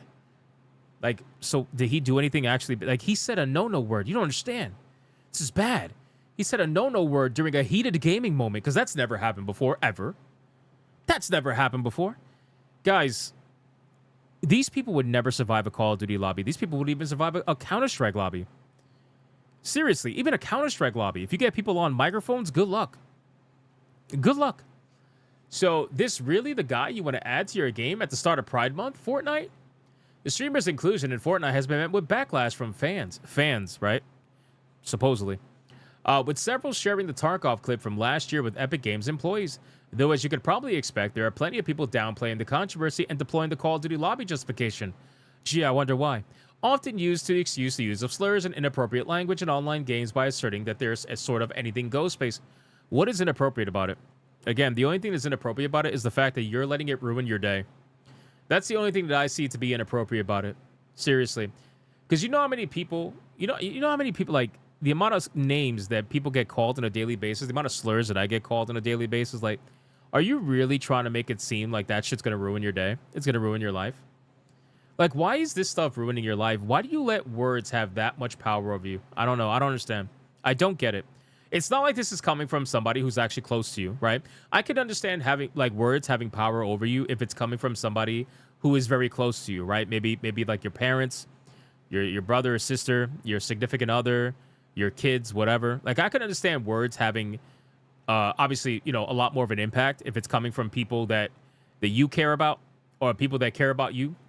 But this is coming from random people online who you don't even fucking know. You're playing a video game, a competitive one on top of that, that anytime you're in a competitive space, you're gonna get heated. It is going to get heated. It's no different than if you were to bang your knee on something and be in so much pain that you scream out words that you otherwise would probably not scream out. But just the shock of pain alone makes you go, fuck! Plus some other words too, you know what I'm saying? So why are we sitting here pretending like this is all of a sudden something like shocking? I don't get it. I don't understand. I genuinely don't understand how this happened. A reset error user said in a thread on the matter. Did anyone even bother to do a background check here? A background check on what? Words? Words? Again, this is the internet, right? The internet is the place where everybody morally polices others and pretends like their life is perfect while they judge everybody else's life. That's what the internet is. Let's judge everybody else's life while pretending like my life is perfect. That I am the ultimate sign of perfection. That I have never once said a bad no word. That I have never once said or done a bad thing. That I have never once lied to someone. That I have never once done anything that I'm accusing everybody else is doing. That's how the internet is. So they want to point the finger. Why? Because it's easier to point the finger than have self-reflection. Anyway, so Slur Saturday. This is who we are added to the game, by the way. Tim Sweetie loves when the Burnt Peanut uses slurs on his stream. In the past, the Burnt Peanut has told viewers that inappropriate language may be becoming while playing games like Arc Raiders. That's true. That's true. I don't understand how people don't understand this. Where proximity chat means that the comments of other players, which could potentially include offensive language, may be heard as you approach them. And he's even apologized to viewers who have heard other players using it during his streams. But it's clear that his own use of derogatory language is still fresh in some Fortnite fans' minds. Is it really, though? Is it really fresh in people's minds? Or is it just something that you want to make fresh in people's minds? I feel like what it is that you are hoping that you could spur this back up again so that it does become fresh in people's minds and people could pretend like they care because they weren't caring before. If he did this a year ago and you guys weren't bitching about this for the last year, why are you bitching about it now? Why? Because he's in your game that you thought was for you? He's in your game that you thought that the company cared about your social cause? You tricked yourself, buddy. The Burnt Peanut is the master when it comes to slurs. Despite the slur dropping controversy, the Burnt Peanut has been part of promotional deals with games like Marathon. Exactly, which you never bitched about. You never Can we talk about that? You guys, like the journos, I wonder why. I wonder why. Let's talk about this. This is very interesting. They never bitched about the slurs from the Burnt Peanut when he partnered with Marathon. Gee, let me guess why. Could it be because the Chuds were currently going against Marathon and you were hoping that the clout and the eyes that the Burnt Peanut has due to his massive platform would be able to bolster Marathon to the points that it can own the Chuds and you were willing to let it slide because it was beneficial to you at the time? Because if this slur stuff happened a year ago, where the fuck were you during his promotion of Marathon? You should have been complaining to Bungie. Oh, Bungie, this is who you're hiring? You should have been saying the same thing, but you weren't. Because you were hoping that he would be able to convince people to play the game. Guess what? Didn't work. Did not work, unfortunately. I'm sorry, but it didn't work. So I find that all to be very curious. Now, going over to this post over on X, this is one of the posts that are going pretty viral right now. 100,000 views. Again, they consider this to be a slap in the face to any person of color. I don't know where people of color came into play, but, you know. Also, doing this shit during Pride Month is even worse. Generally, fuck you. I'm canceling my crew pass. Muting this now, and then shows like a screenshot of a canceled crew pass that they probably found on Google. And then the best part, I'm tired of getting harassed in my replies, bro. It is, oh my God. Okay, so it's not harassment to reply to a post that you put out publicly on X. Can we stop mudding mudding the meanings of words? Can we stop that? It is not harassment to reply to a post that you put out there on X. It's not harassment. it's called a reply. It's a feature. It's part of the website, right? So it's not harassment for someone to call you stupid for a post that you put out there on X. It's not harassment. But these people always want to claim harassment for any little thing. They're harassing me. They're harassing me. Anyway, harassed in my replies, so I'm just not letting anyone reply anymore. Please go touch grass, says the person who's mad over supposed slurs in Fortnite. You're telling other people to go touch grass. That's crazy, brother. That is crazy, brother. What do you mean? What do you? It's fucking Fortnite, bro. Why are we seriously that upset over Fortnite? Guys, keep in mind all the people that Fortnite has added over the years. There are a lot of people that have said a whole bunch of no words, all right? Are we going to sit back and pretend as if Fortnite didn't feature an entire fucking segment with Eminem, somebody who is very well known for back in the day for over a decade, if not more than that, saying plenty of no words, including the one that you're saying you don't like, but then you didn't say a single thing about Eminem being showcased in Fortnite. And we all know he dropped plenty of no words. We all know that he's made plenty of disses to the LGBTQ community that apparently you guys are willing to forgive because, number one, you like his music, and number two, he's anti-Trump. So you're like, oh, okay, well, I don't see nothing. I don't see nothing. I don't hear nothing. Brother, if you're going to be complaining about this stuff, you should have been complaining about a lot of the characters that they added in the past, because there's plenty of them that have done and said some interesting stuff. So similar to what you're complaining about now. Anyway, he says, go touch grass. If me wanting this game I have played for almost 10 goddamn years to show that they value me and people like me makes me a sucker, then yeah, I guess I am one. You are. You are. I mean, there is no other word to say, but you are. Again, I want to just be very clear, okay? I've said this, I don't even know how many times, and I'm going to say it again. For the people in the back, listen very closely. If you are looking to find a company that agrees with your social cause, whether you're a lefty or a righty or somebody in between, if you're looking for a company that agrees with your social cause, you're going to be looking for a long time. And then if you do seemingly find one, you're going to be very disappointed when you find out that they don't actually care. Because it's going to come out at some point that they don't actually care. They don't give a fuck. These companies don't care about your social cause. They don't give a shit about what you believe in. They're only going to tell you what you want to hear in the hopes to get your money. That is all it's ever going to, that's all it's ever has been. That's all it ever will be. These companies that claim to be lefty companies or whatever, they only did that because they thought that that's the way to not only avoid reputational harm amongst the public, but to also get money from people that are willingly giving it away. So again, you can have all of these values and shit. Every company, you guys notice, every company has like a value page, like a what we stand for page, right? That's like their declaration to try to adhere to certain social beliefs in the hopes that they could get money for free just by saying they care about something. So they all have a value page. And they say, yeah, we care about this, we care about that, we care. No, they fucking don't. None of them do.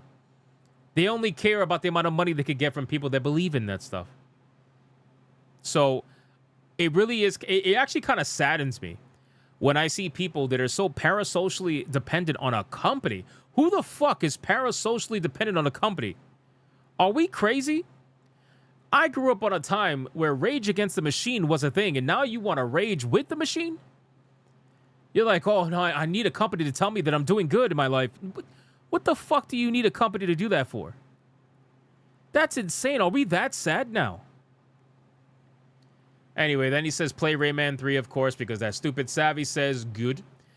You betcha says, not everything is about the gays. You'll be okay. Max sensitivity. That's actually funny. I like this post. Max sensitivity, 100% on everything. I like that. Womp womp. Well, you know, there you go. Nobody cares about your sexuality. Shut up. Exactly. Is TBP really that bad? The way people are flipping out, you think they were adding Chud the Builder into the game? That would be insane. That'd be actually hilarious. Literally, how somebody posts like this, but nobody's showing any evidence. All I've seen is him actually saying the word one singular time. Again, I'll tell you this. The strategy hasn't changed, okay? It's the same thing they tried to do with PewDiePie. Remember what they tried to do with PewDiePie? When he was in the middle of a game. He had a little bit of a gamer moment. He dropped the N-word, like a lot of gamers do, especially back in the day. And they try to cancel him for it. They still, to this day, try to cancel him for it. Mind you, this guy is living in Japan with a wife, with a child, living the dream, a millionaire, own his own property in Japan, living the best life. And there's people out there still thinking about him and trying to cancel him, even though he's like barely on social media anymore. He does his videos every now and then, his vlogs and stuff, from what I understand. But it's nowhere near like it used to be. But people still try to cancel him. They try to be like, hey, remember what he said 10 years ago? Remember what he said 15 years ago? Yeah, we can't forget that. We can't forget. Jesus Christ, bro. People really are kind of pathetic. I'm not even going to lie to you. The level of pathetic is reaching some new heights that I didn't even think was possible. But, hold on, what's this? You're a trans woman supporting Islamic countries, a.k.a. fascist cultures and religions. Oh, I'm not even going to bother with that. I'm not even going to bother with that because we all know that that's true. We all know, like, if these people were to go to the places that they shill for, they would not last more than 2 days. If they're lucky, they wouldn't last more than 2 days. But in any case, that's essentially what's going on with Fortnite. It's a whole bunch of nonsense. And at this point, TheBurntPeanut, they're going to try to cancel him. I wouldn't be shocked if Tim Sweeney actually does say something. As of right now, nothing has been said. I haven't seen anything from Tim Sweeney. I haven't seen anything from Epic Games. Considering how much Timmy Boy likes to bend the knee a lot. Not really sure how that's going to go. But maybe he will, maybe he won't. But if we do get a follow-up to this story, obviously I'll let you guys know. But as of right now, they haven't said a single thing. So we'll see how that goes. Let's resume the TTS. And let's see what we got. At Zeroist 199 celebrates 24 months of membership. I wanted to have a lot of fun with this, but YouTube hates everything I tried to type with TTS. Biden did not have to deal with what I have to. People Zero call is, I'm you sorry, names. brother. Thank you for 24 Sorry months, to bro. hear that. Now, I need someone to mow my lawn. Hey! That's racist. Whatever happened to sticks and stones? These weirdos really love confusing words with physical pain. Alucard, I agree. Thank you for the 5, brother. Some people like it. Thank you for the 5. I appreciate that. It's true, though. It's true. Like, it's weird because sticks and stones is like one of the first things you get taught when you were younger, right? I don't know about now anymore. I feel like now it's the complete opposite, where sticks and stones can kill you. Like just absolutely kill you. But no, we grew up on a time where sticks and stones was a thing, and it's like, who gives a fuck, man? And of course, when you're younger, I'm not gonna lie, like when you're younger, obviously words mean more. You're probably more sensitive. You're probably affected by words more than anything. But once you are in your 20s, okay? Once you are in your 20s and beyond, if you are affected by words to this magnitude where you are online complaining about a streamer who's a literal fucking peanut talking about no words, if you're out here complaining about that, what the fuck is wrong with you? You really need to just like figure your life out at that point. It's not like your fucking mother called you that. It's not like your daddy called you that. It's like, bro, some random fucking streamer online who you never met, who you're never gonna meet, who you probably don't even watch, but you're angry about what he said? You know what's funny? The people who are angry about what Peanut said don't even fucking watch him. I don't watch him. I don't give a fuck what he says. You know what I mean? It's like they don't even watch him, but they want to utilize out-of-context clips, most likely. Although I think in this scenario, it's really not out of context. There's plenty of context here. But regardless, again, it doesn't matter. You're trying to utilize his words. You don't even watch him. You're trying to cancel someone you don't even watch. You don't even fucking care to watch. You don't care about it. This, like, what's the point? What's the fucking point? And again, these are the same people that'll get mad at you if you talk about certain things in video games that are questionable, or if you talk about certain things that are, questionable overall, and they'll claim that you're making it a big deal. Like, you're making it a big deal. Oh my God, you're complaining. Look at you, always complaining. You guys, all you do is bitch all the time. Meanwhile, these guys are literally the ones that bitch all the time. And about shit that's really honestly stupid. It's usually words. That's basically, it's all words. All of this is over words. It's crazy, man. Anyway, what kissing scene? Oh, he's talking about the nasty ass kissing scene in mixtape. Boy, how are you? I had a weird dream where I was a Carlos. disembodied voice for voice chat donations on YouTube. Some kind of discount. Easy Auditor meets Batman or something. I don't know. Benjamin calls me fucking Carlos, brother. It's almost as bad as Juan. You got Juan y Carlos. Bro, that's crazy. Benjamin, thank you for the 10. I appreciate that. Discount Ezio is crazy. That's crazy, man. Oh, man. Dude, Biden had a fucking stroke on Griffcast. Biden had a stroke on Griffcast, man. It's crazy. I don't know if you guys are watching when I was playing 007 earlier today, but I forgot who used the Biden super chat. They used the Biden super chat. It read out the super chat. And then after it read out the super chat, it literally read out the super chat again, but in completely nonsensical words. And it was like dragging itself. It was literally having a stroke right before our eyes. It was wild. It was like, what the fuck is going on? What is happening? I thought I was going to have to mute it because it wouldn't shut up. It kept going. It was like, that's terrible. What are we doing? He did have a mini episode. He really did. He really did. That was awesome. I don't know if that was awesome, man. It's kind of scary, to be honest with you. But in any case, Benjamin, thank you for the 10. I appreciate that, man. So it was basically Biden in real life. Exactly. Like the real Biden came in. It was like, hold on. This is fake. Let me give you the lore accurate version. And then it went crazy. It went crazy from there. All right, let me X this out. Nonsense. Let me... let's talk about Outer Worlds. Let me pause the TTS. Hold on. Let's talk about Outer Worlds, guys. I didn't see anything on Rumble. Shout out to Rumble. Appreciate you guys. Guys, we need to talk about Outer Worlds. Obsidian did a big no-no, okay? A big no-no. This is a no-no. But, of course, it's Obsidian, right? The perfect studio. Never does anything wrong, right? Outer Worlds Studio is forced to apologize to players who bought the sci-fi RPG for a free upgrade that they can't actually get. Now, when I read this headline, I was like, wait, what's going on here? I don't understand. What do you mean they can't get it? The Outer Worlds Spacer's Choice Edition continues to live up to the name. Here's the thing. Here's how I understand this. We're going to read this in a second, but this is how I understand it, right? So apparently, the Spacer's Choice Edition was a free upgrade for digital versions of the Outer Worlds, okay?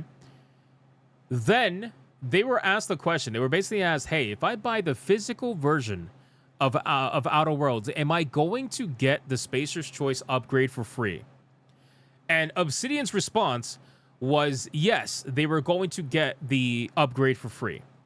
So then people went out and bought the physical version of the game.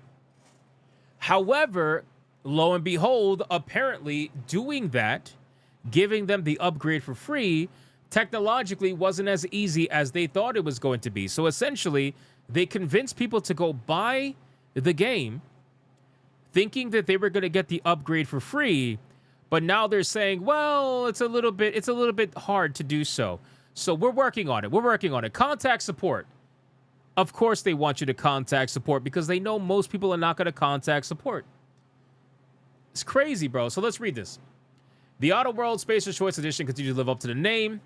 It is not the best choice. It's Spacer's Choice. That satirical slogan has been dogging the Outer Worlds Spacer's Choice Edition since it arrived with some annoying issues at launch back in 2023. It's once again becoming appropriate after the game's latest unexpected snafu.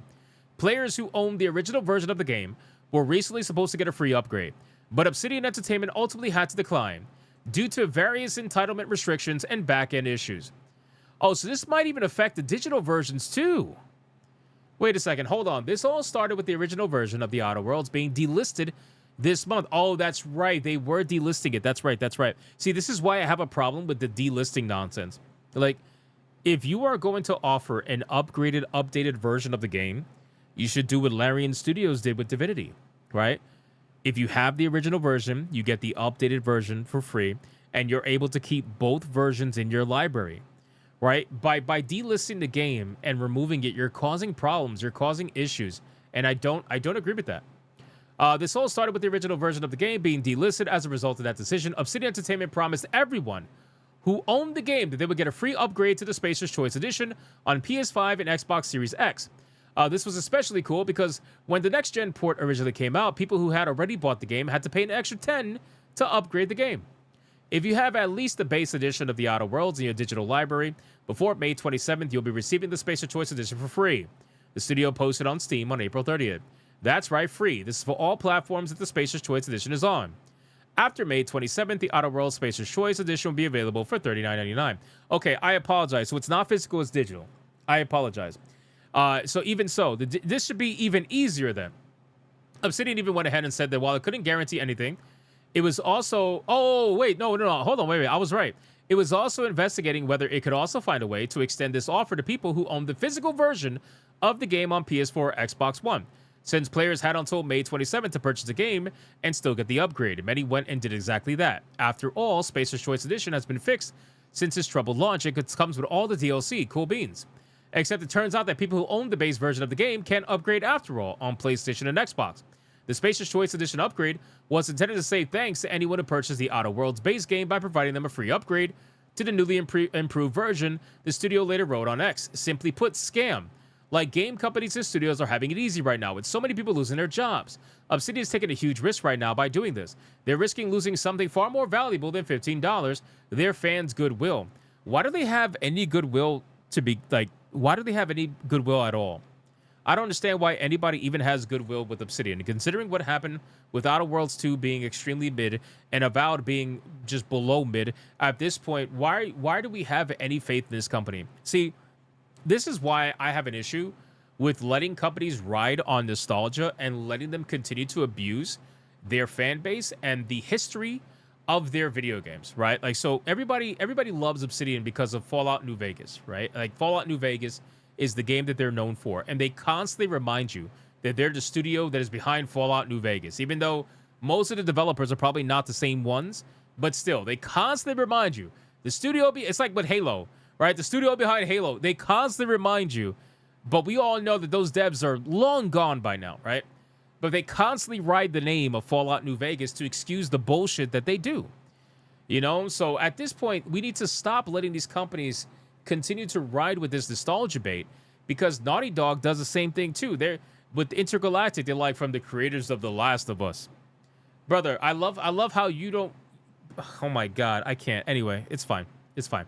So it continued. However, due to various entitlement restrictions and back-end issues, we weren't able to provide this as smoothly as we wished, and our players are rightfully upset. If you purchase the base game on Xbox One or PlayStation 4 between 4:30 and 5:27, or have any issues with the upgrade, please contact our support team and we'll work to make it right with you. Sorry again for the frustration around this. Bro, most people are not going to contact support. We already know that.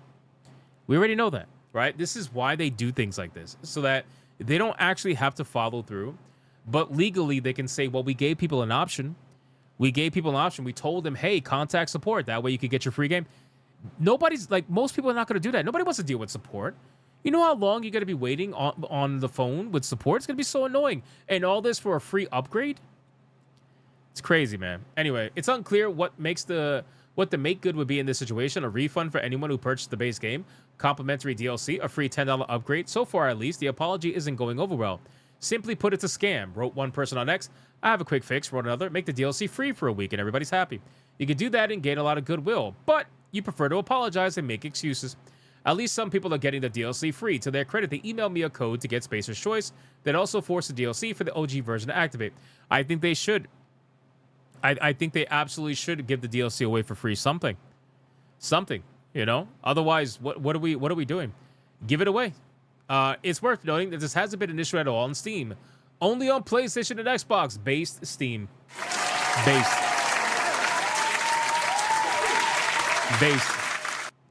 It's only an issue on PlayStation and Xbox.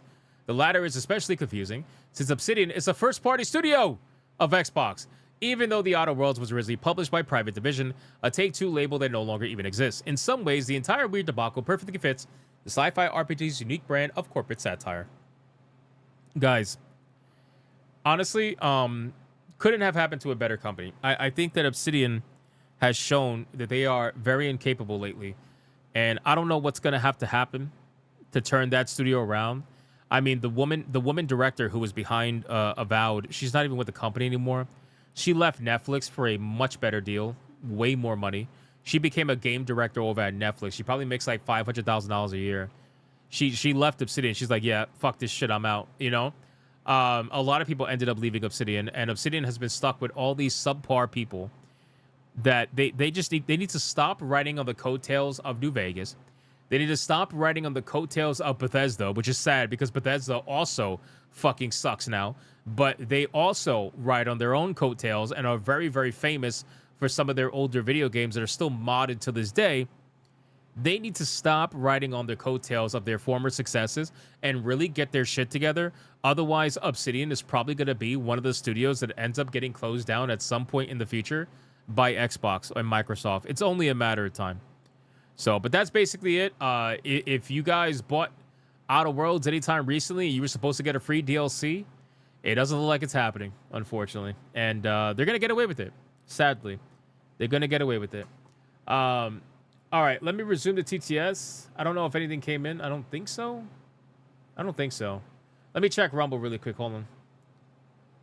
Biden TTS starting to act like Biden. Yeah, our Biden TTS is getting dementia. T-Jab, where are we at in the battle right now? Just a reminder, guys, Yuffie is absolutely destroying Aerith. Aerith has got little to no support. It is a bloodbath, shockingly. The Yuffie fans have showed up. They definitely have showed up, and she is currently in the lead by a decent margin, to my knowledge. T-Jab will obviously give us the updated numbers in a second, but it's not looking good, boys. If you're an Aerith fan, it is not looking good. She doesn't look like she's going to move on to the next round. And that means that Yuffie's going to end up going up against Eve, which should be very interesting. I would have thought Aerith would go up against Eve, but I suppose not. We'll find out. Biden TTS is more sentient than the real Biden. Yeah, seriously. Right now, we are 142 away from Tier 2, and the battle stands at Yuffie at $44.29 against Aerith at $7. Brother. Ouch. Ouch. I didn't think Aerith was going to do that poorly. Wow. That's rough. That's rough. What did Aerith do? I don't know. Did she fuck someone's boyfriend or something? Holy shit, man. That's crazy. All right. Well, we still got a topic to go through, so it's not over until it's over. It's not over until it's over. Guys, let me pause the TTS. Let's go over Gabe's comments. Gabe, good old Gabe. Gabe said something very interesting. Let's go over it. You thought Ada was going to win too? Fair. I did. But we'll see how this goes. All right, guys, let's talk about Gabe Newell. All right, Gabe has decided to bless us with some more based comments. But again, keep this in mind. This is all hearsay. So whatever I'm about to say is literally just hearsay that's being passed around by the media right now. But this has to do with censorship of video games, which I found to be very interesting. So I wanted to talk about it. Gabe Newell has asked Valve's top lawyer, "What the fuck do I pay you for, if that's your opinion?" Oh, shit. In a heated debate over porn games on Steam, according to a report. So this should be good. Steam had a contentious history with adult content. Now, okay, I'll say this. I can understand why if the lawyer, like if this is the top lawyer, okay? If this is the top lawyer for Steam, I can understand why he would potentially be up for cleaning up the NSFW video games on Steam. I can understand that from like a legal protection standpoint. I get it. But at the end of the fucking day, bro, you're going to be advocating for censorship. And what you're going to end up doing is you're only going to go down the slippery slope that always happens every single time you do this. Look at what happened with Collective Shout, right? Just as a reminder. Collective Shout went after that game, no mercy. They got it taken down. Do you think they stopped with that one game? No, of course not. They didn't stop with that one game. They wanted more, and they kept going and going and going. And now, thanks to them, there's been hundreds of video games that have been delisted off of Steam that otherwise would have been left on Steam if it wasn't for them and the payment processors and all that nonsense that we have gone through. Again, Steam is not perfect, and the censorship was definitely something that was criticized before. Now, it seems to have heavily slowed down. It definitely seems to have heavily slowed down recently. Whether that's by Gabe's interjection or not, who really knows? It's a private company. We'll never know.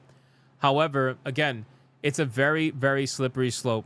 Once you start advocating for some censorship like that, you will open the doors to others. And the problem is that people tend to let their emotions get involved with this stuff, right?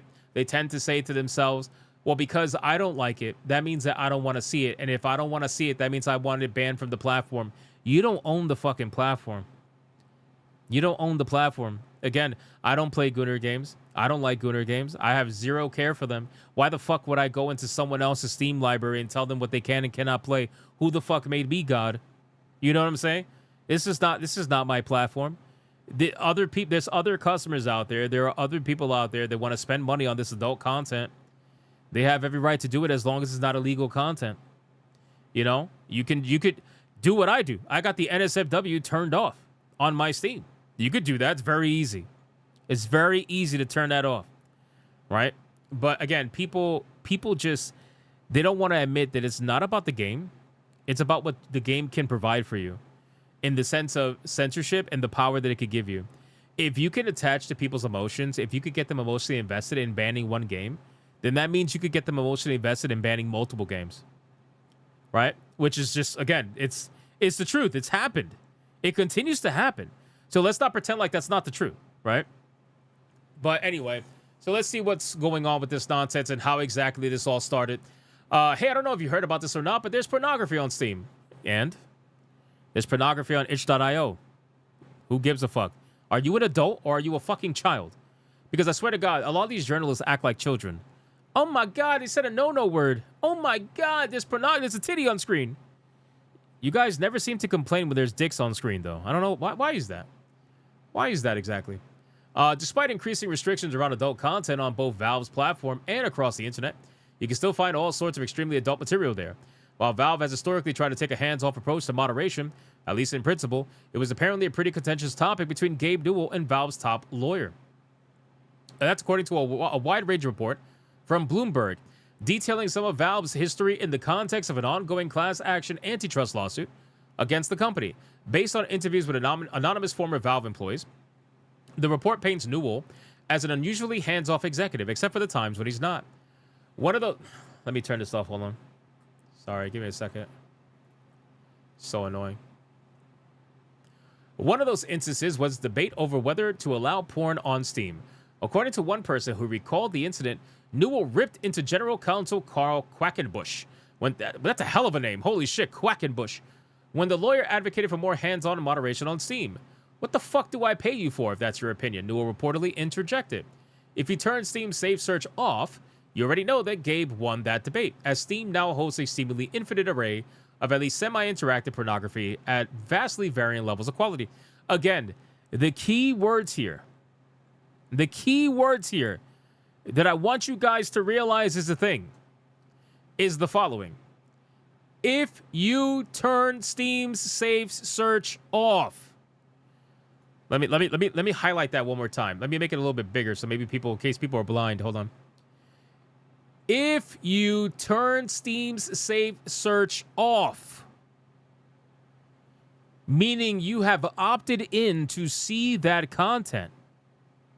So if you've opted in to see that content, why are you then complaining about seeing that content? The safe search is on by default. So if you turn it off, that is your problem. Anyway, so you already know that Gabe won that debate, and that. But if Newell was hoping this would be a simple answer to the moderation question, well, that clearly has not been the case. Historically, Valve's policy has only banned games that are illegal or straight up trolling, but that has opened the people running Steam to an endless series of subjective value judgments. For years, sporadic reports emerged of developers making anime-style smut getting ghosted by Valve, presumably for the genre's association with high school settings and underage characters. Again, the genre associating with underage characters, supposedly, or high school characters, doesn't mean that every game is associating with that. It doesn't mean that every single anime video game has an under 18 character. If anything, most of them don't. It just goes to show that you're overgeneralizing. But that's neither here nor there. Anyway, So similarly, Steam took direct action to pull a cheap, trashy visual novel called Rape Day from the platform in 2019. Again, I can't, man. Like the moral policing over fictional content. There is content out there that is absolutely disgusting. Okay, like just from a personal perspective, there is content out there that is absolutely disgusting. There's no doubt about it. Okay, but again, this is the slippery slope that you go down because for me, allowing companies and governments and everything in between to have more power over censorship is more scary than some disgusting fucking pictures or video games that I'm never going to play. That's more scary to me than anything else. I take that to be something that has way more repercussions, if that makes sense. Because the moment you give those companies and those governments and everybody the power to govern you and control you and censor you and everything like that, it's only a matter of time before they say, you know what? Yeah, the porn games are problematic, but what about these violent video games? What about those? Those are a little bit problematic. No? What do you think about that, Karen? Yeah, I think so. I think so, Bob. I think those violent video games are a little problematic. I don't know. I think we should start getting rid of a few of those. Yeah, let's do that, Emily. Fuck yeah. Let's start banning those. And then before you know it, after the violent video games are gone, what's next? You know, these video games that have really strong language, this is a little bit rough. I don't know if people should be hearing this. What do you think about that? What do you think about that, Karen? I think we should we ban these games too? Yeah, I think that should happen. Yeah, let's go with that. Let's start banning those games. See, that's why, again, while I understand people getting their emotions, they're like, oh my God, this content's disgusting. Yeah, some of it is, absolutely.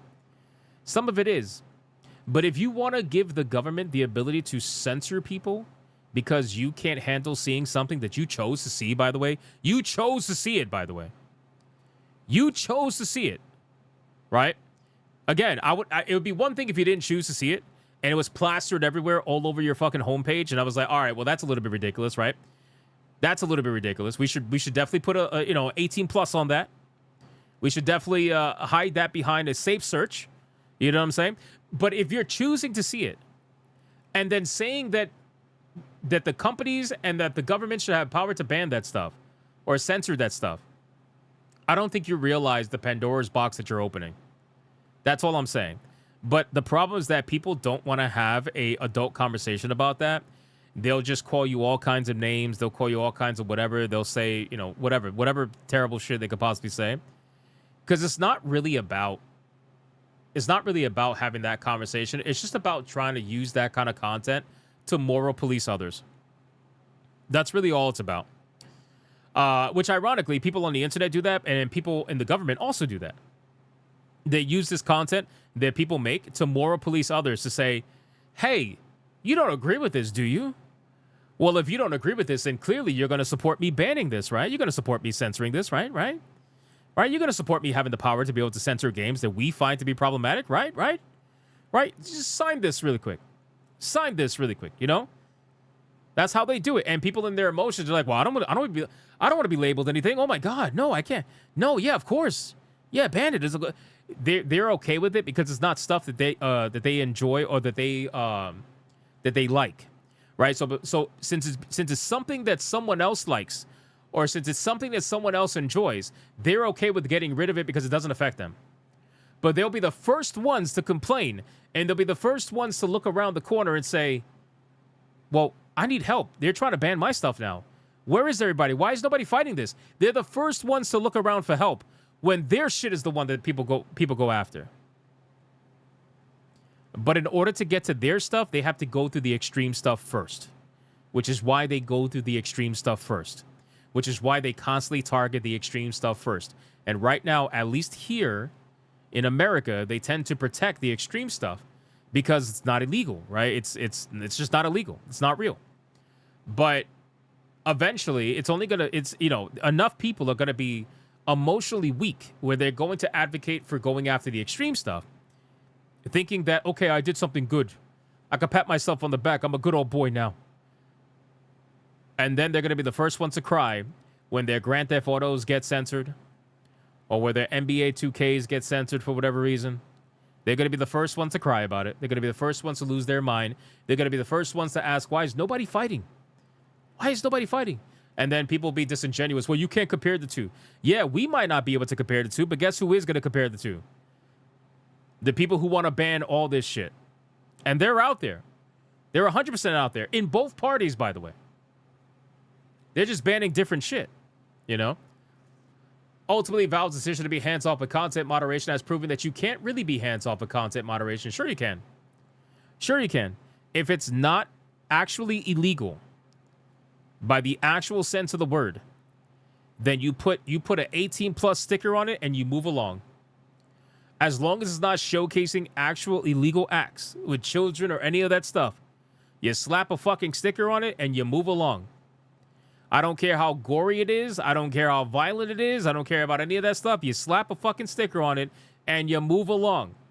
Because any adults who want that content are going to find that content whether you censor it or not. But anyway, particularly at pressure from global payment processors make releasing adult content even more restrictive. And even if you're not looking for video game porn, the ban of artsy horror game Horses offers a notable example of the spillover effect these policies can have on non-pornographic material. Brother, it's almost as if they don't like, do these journalists actually understand why Horses was banned? Horses was banned because it explicitly tried to showcase what seemed to be underage nudity. There was a child on top of a mother's shoulders, topless, being ran around while a whole bunch of weird cultists were wearing horse heads and shit. So Steam was like, yeah, we're not even going to bother with that. We're not even going to bother with that. Like, we're good. We could skip that. Put it on itch.io or something. You know? That's why Horses got banned by Steam. And the Horses developer didn't want to tell people that until the last second. They're like, well, we offered to remove it. But again, they depicted a young girl naked, basically, with a naked mother with a horse head or something like that. Anyway, again, when it comes to the children stuff, I totally get it. But when it comes to like violence, gore, or sex in general, or whatever the case may be between adult characters and stuff, nobody should be giving a fuck. I don't care how extreme it is. Slap a sticker on it and move along. If you don't want to see that shit, do what I do. Don't turn off the safe search. Don't turn off the safe search. It's really that easy. It's that easy. I cannot take anybody seriously complaining about the content on Steam when they have to actively turn off safe search. You purposely are doing it at that point. Anyway, so not only that, but Gabe also had another conversation about the supposed monopoly that Steam has, which I also found to be very interesting. And this brings up the second part of the conversation. Gabe Newell argued that gamers have enormous choice when grilled over Steam's alleged monopoly on PC gaming. This is also the muddying of words. I'm so sick of it. I really am. Steam is not a monopoly. You can try to say that Steam has the power of a monopoly because they're so successful that everybody wants to use their platform. But by definition, Steam is not a monopoly because there is an ungodly amount of competition out there at the basic level of the word, meaning there are a lot of different platforms that people can utilize if they want. There is Epic Games. There is itch.io. There is GOG. There is EA's app. There is Ubisoft's app. There's PlayStation. There's Xbox. There's Nintendo. All of these are digital retailers. There's more that I'm probably forgetting, but all of these are digital retailers for video games. All of them. You try to claim that Steam has a monopoly. Again, it's bullshit because you're just mad that Steam is the top dog and they're not public. That's the problem. Steam is a private company and is the top dog. Meanwhile, every other company below them is a public company that had to sell themselves off to shareholders, and they're nowhere near as popular or as successful. Outside of maybe, like, if you're talking about the overall company, then obviously, it's PlayStation very successful, Nintendo's very successful, but you get what I'm saying. In terms of like a storefront or a platform, Steam is obviously extremely popular, especially on PC. That's not his fault. That's your fault. Valve does not have a policy or practice of dictating prices to third-party software developers on other platforms. Valve boss Gabe Newell defended the openness of PC gaming and denied punishments the company allegedly levied against studios selling games cheaper on non-Steam platforms, according to new comments from a lawsuit claiming that the company commands an illegal monopoly. Bloomberg unearthed a new deposition from the U.S. lawsuit, a class action mirror to a $900 million UK suit, which likewise accuses Valve of abusing its market position. The U.S. suit heavily skewers a purported unwritten rule that games receiving discounts at stores competing with Steam faced action from Valve. Newell denied the practice entirely in his deposition, apparently reiterating the point at times verbatim again and again, according to Bloomberg. Valve does not have a policy or practice of dictating prices to third-party software developers on other platforms. Asked how Valve would respond to a developer selling their game on Steam but cheaper on another store, Newell apparently responded, "I'm confused by your question," and later said many of our partners and many of our customers are quite happy with the service that we're providing. This tone returns in Newell's comments regarding Valve's alleged monopoly. Essentially, the company says it's done nothing illegal and has won the PC gaming store wars through innovation and adding new features that draw players in. Yeah, I mean, that's the truth. I mean, where is he lying? Where is he lying? Every other store focuses on just being a store. Steam focuses on being a platform. I say this so many times, I'm blue in the face at this point saying it. This is the reason why Steam is above every other digital retailer out there. It's not because they have the cheapest price, although they usually do. It's because that cheapest price also comes with the most value for that particular game, where you can connect with a community, you can upload content for that game, you can download content for that game through the workshop. You can also have content to help you throughout the game. You have different guides that are community written. You have written reviews to help you decide whether you want to buy the game or not. You have a friends list to chat with people. You have actual ways to join people in game very easily through that friend. Like, there's so many different things. So many things that we could just continue to go on and on and on about that Steam offers. You can upload videos to Steam. There's so many, and all that's for free, by the way. All of that's literally for free in the sense of they don't charge you for it, right? The only thing they ask you for, money-wise, is for their products that they sell you. They sell you something, and they use that money the way they see fit. And a lot of that is subsidizing the offerings that they have for Steam. Customers have enormous choice, Newell testified, adding that gamers can choose where they purchase their products, whether they buy the game on Xbox, whether they buy it on Steam, whether they buy it on Epic Game Store, or whether they buy it directly from software developers. Yeah, that's true too. That's true too. Steam's dominance in PC gaming has been a hot topic for years. I don't know why.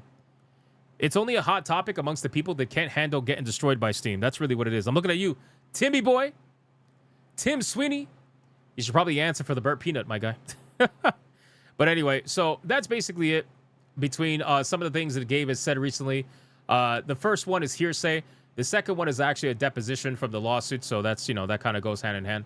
But all of it just kind of goes and shows that this company is ran the way that it's ran for a reason. Whether you want to, attribute Gabe to it, who, by the way, is pretty much hands off on this company most of the time. He has been semi-retired for many years now. Steam essentially is ran by other people at this point. He is training his own successors, and he's completely hands-off for the most part, but he's still there for a lot of the major decisions. Ultimately, you can complain about Steam all you want, but what should really be happening are these other supposed competitors actually providing competition. That's what should really be happening. But unfortunately, that's not what happens. I saw Tiger King ask a question. Let me see. Where did Tiger King's question go? It might have gotten buried. Or is it Time-Bound Howler? Hold on. Yeah, it was Time-Bound Howler. How much do you think the lawyers should take the blame for this versus the employees? The employee probably asked the lawyers about the censor stuff. Maybe. I don't really think it's the employees.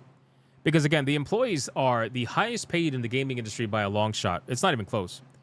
Right? These are some highly paid employees. Every single one of them. There's only 300 some odd employees. Think about this for a second. 300 some odd employees. Okay? I think it's 335. You could pay each employee $1 million a year. What would that give you? $335 million, right? Steam makes $16 to $17 billion a year. A year. Let me rephrase that. A year. Right? $335 million in salaries a year versus $17 billion a year. Just think about that. So they make a lot of money. they're very happy with their jobs. That's why people that work for Valve almost never leave. They have some of the lowest turnover rates in the gaming industry by a long shot. When's the last time you heard about Valve suffering layoffs? Anybody? Anybody? Anybody at all? When's the last time you heard about Valve suffering layoffs? Anybody? Exactly. It's been a long time, probably. So, that's basically it, boys. Let's get into the TTS. Let's resume that. Let's see what we got. Hashtag Aerith gonna make an even 10. Oh, shit.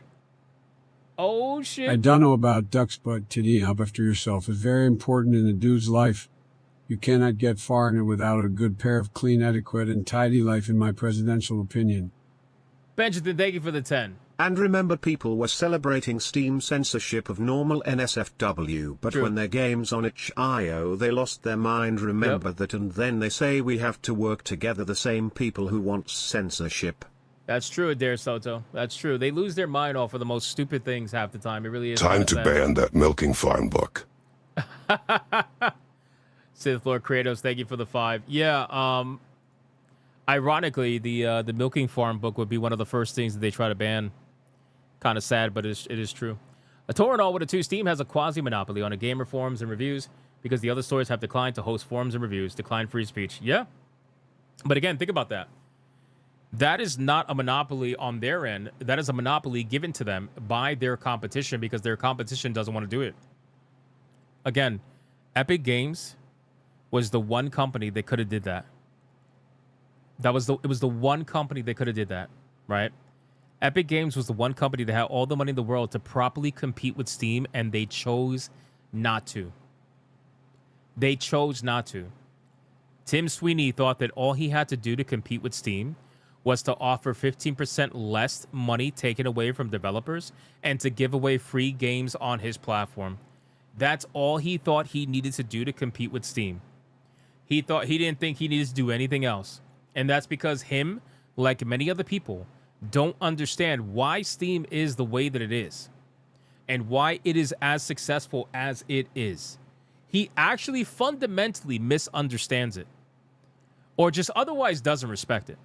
But that company was the one fucking company that could have competed with Steam, that could have offered some sort of like similar service with forums and guides and community-driven content, like all that stuff. And he chose not to do it. Again, that's not me making it up. Like, he actually chose not to do it. He said that it's not necessary. Because people were asking him, hey, do you think that at any point will Epic Games get community content similar to Steam? He said, we don't view that as necessary for us to be able to compete with Steam. And then, even more coping, he said Steam was not going to be around in 10 years. Brother. That was like 6 years ago. Or 5 years ago.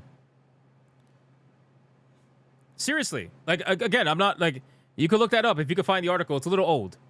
It's a little old, but he said that Steam was not going to be around in 10 years and that people are going to move past Steam once they see the value of something like Epic Game Store. I'm paraphrasing, but it was something along those lines.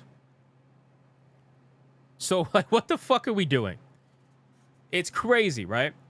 Pyromancer on Rumble says he is trying to litigate them out of existence. I mean, again, that's to assume that he's funding the litigation. We don't know that. So at that point, it's kind of like up in the air.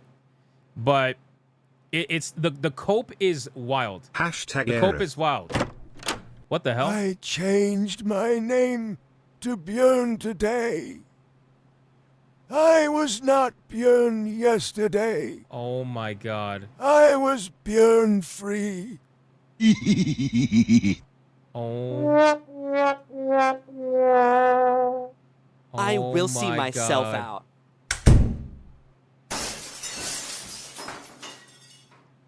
One for an old man cat in your choice. Also, Ooh, you. holy shit.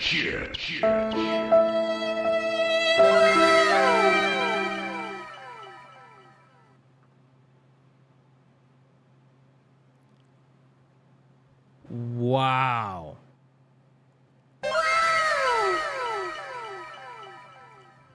First off, that was a literal narrative experience. That was a literal narrative experience. That was like, yeah, that was a whole fucking story from beginning to end.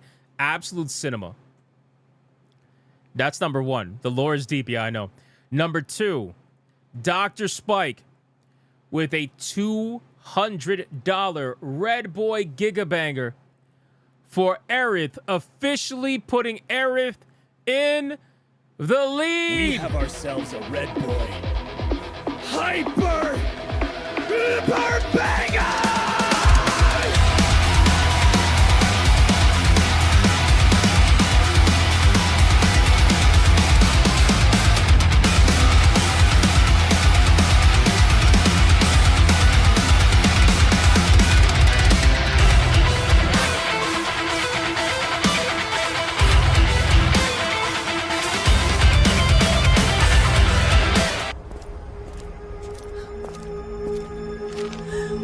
Oh my god, it's a Red Boy Hyper Banger.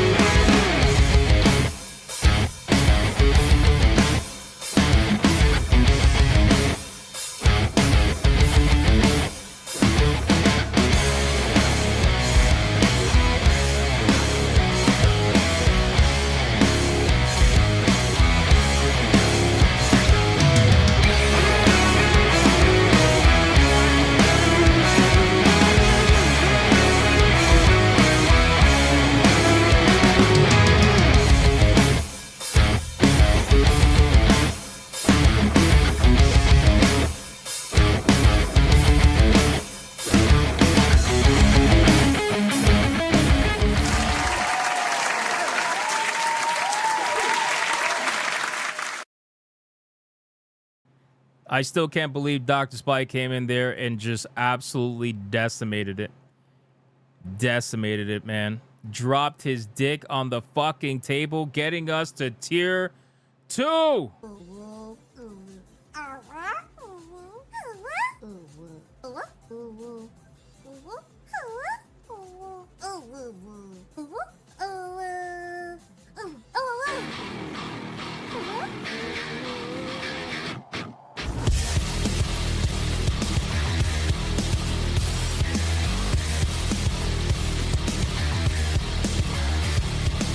Hey, shout out to Dr. Spike. Is that the first time you've seen the new clip? I guess that's the first time Dr. Spike's seen a new clip. Hey, it's a fan favorite. A lot of people like it. It's called the waifu clip. Dr. Spike. I'm working on some more, man. I'm working on some more. Dr. Spike, $200 Red Boy Gigabanger for Aerith. Absolutely changing the literal game right now. Yuffie was ahead the entire stream. She was ahead for the entire stream, boys. And now it looks like Aerith is in the lead with a last-second resurrection. We need to figure out who is going to move into the next round. This is the last battle of this bracket, and then chaos ensues. The next few Hypnocasts are going to be all chaotic, boys, because the next round is going to be insane. But let's figure this out. Who is the final one? Where me kaiju girls stomping bigot city. I know you want kaiju girls, I know. And I'm also not changing the creepy sound, by the way, on the Asians. I feel like it goes with it, though. We got Yuffie at $44 and Aerith at $210.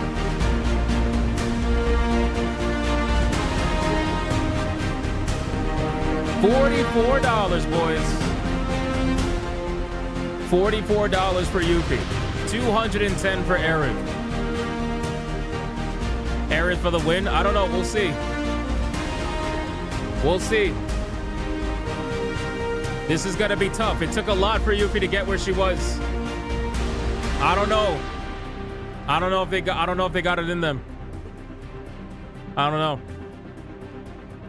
Stevie says it's TTS enabled. Yes, it's been enabled for about a month and a half now. She doesn't watch my content, boys. Hashtag Hypnotic is my waifu with those cat ears.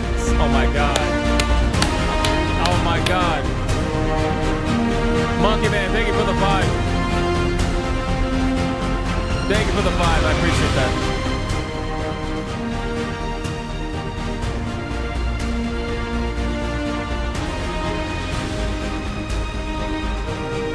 Zesty voice during the waifu battle is diabolical.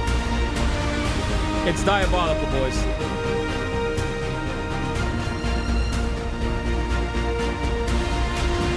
Is this gonna be the end? Is this gonna be the end of Yuffie? God damn, man, I really thought she had a chance. I thought we were about to see an underdog story. I thought we were about to see an underdog story, boys. Damn, man. Riku. R.I.P. to Riku. And it looks like R.I.P. to Yuffie as well. Final countdown. Here we go. 5, 4, 3, 2, 1, go.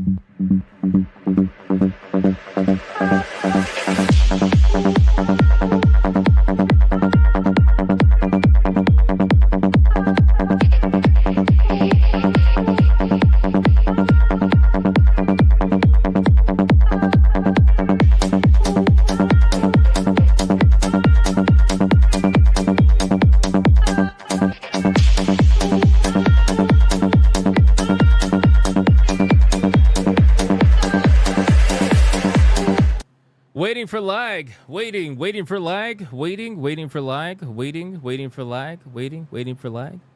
And that is it, ladies and gentlemen. Wow. What a fucking plot twist. At the last second, Aerith manages to pull ahead with massive support from Dr. Spike. Holy shit. I really thought Yuffie had a chance. I really thought she had a chance, man. Torinol dropped a 20 banger for hashtag Aerith. Robin, bro, stop, Benjamin. Thank you for the 2. Torinol dropped a $20 banger for hashtag Aerith, savior of the world, even though her heroes failed her some. That is true. She was failed by them. She was failed by them. Thank you so much, Torinol, for the $20 banger. You fucking legend. I appreciate that. Mr. Vegeta says people are saving up for the next round. Yeah, well, I can see that. I can see that. All right, let's take a look at it really quick while TJAP gets the final numbers, although we pretty much know what's going on here. So that completes the first bracket of this particular waifu tournament. That completes the first bracket. There was a lot of characters that showed up in this first particular bracket, but now we have all the people for the next one. So here's the upcoming battles as follows, okay? We got Princess Zelda versus Lara Croft. We got Jill Valentine versus Mai. We got Morrigan from Darkstalkers versus Felicia from Darkstalkers. We got Bayonetta versus Tifa.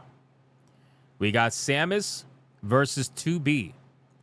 We got Cortana versus Lulu from Final Fantasy. We got Claire Redfield versus Tali Zora from Mass Effect. And we got Eve versus Aerith. So that's going to be all the upcoming battles, ladies and gentlemen, as we decide the semifinals with this particular bracket that we're going to be getting into right now. Absolutely insane. I don't even know. I don't know how any of this is going to go. All I know is the Tifa versus Bayonetta one should be very interesting. We'll see how that goes. All right, final numbers.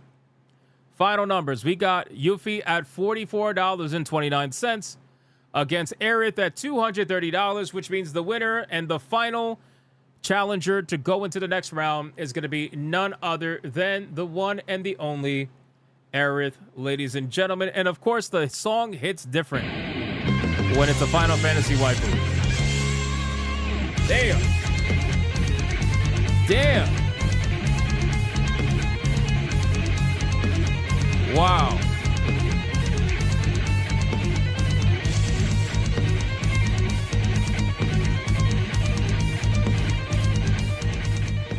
One more time, boys. One more time. Let's go. One more time.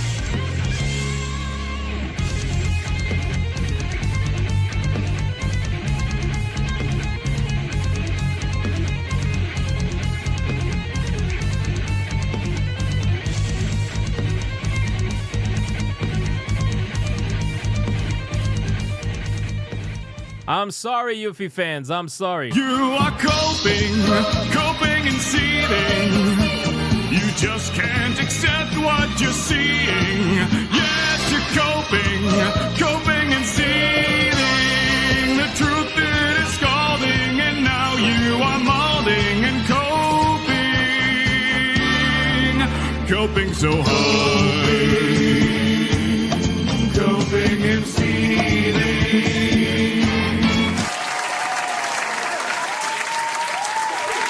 And that's going to be it, boys, for the Waifu Battle Tournament. Guys, the initial bracket is finally over, and we are ready to move on to the next round. So if you think things got hot in the first one, which it did, there were some crazy battles in the first one.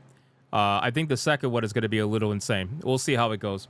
All right, boys, we caught up on everything. Thank you guys so much for the insane support today. I appreciate it. I hope every single one of you had a fantastic time. Tomorrow's Hypnocast might be at a weird time. All right, for everybody listening right now, tomorrow's Hypnocast might be at a weird time because I might be doing it at 5 o'clock because that's when the PlayStation State of Play is supposed to be happening. So I will let you guys know, but I think that's what I'm going to end up doing most likely. So it'll be at a weird time, which means Griffcast might end up being either not happening or at a weird time. It depends how long the PlayStation State of Play goes for. So we'll see. But anyway, thank you guys so much for the insane support. I appreciate it. And of course, shout out to the Hypno Mods for doing what they do every single day. I appreciate you as well. I see you, Dr. Spike. You have a good one, brother. Thank you again for the insane support. And I'll see every single one of you on the next one. Until then, you guys already know, man. Go be bigots and go be gooners. And stay to the end for the raid. Bye.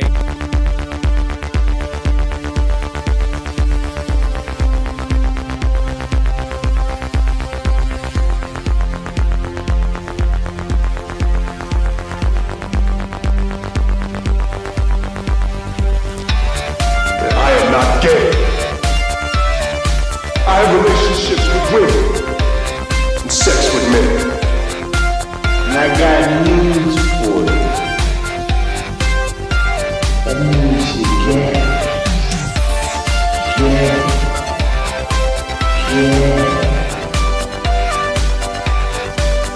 Poor kids are just as bright and just as talented as white kids. Her dog. Or her cat was named Vagina.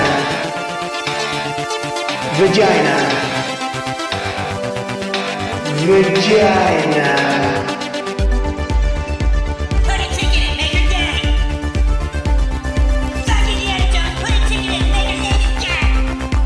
Fuck baby gay, put a ticket in, make her gay. It means put a chicken in it, we eat, and make her fucking gay. Fucking pronouns! Fucking pronouns!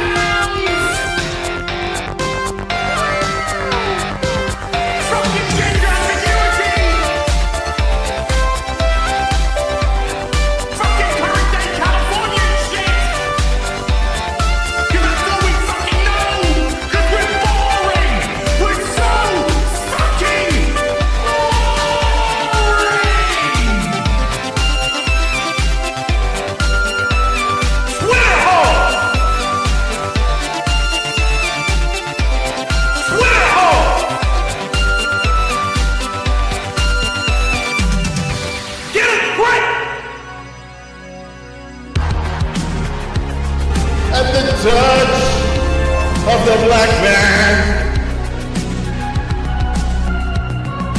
I bring life. I bring life.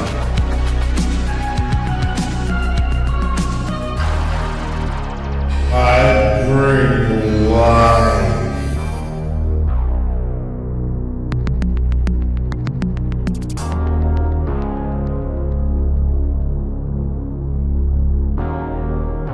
I bring life.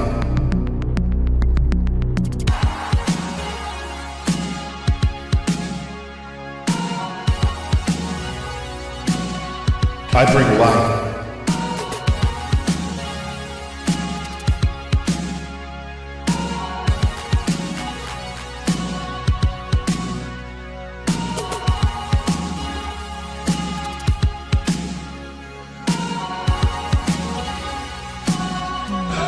That's right!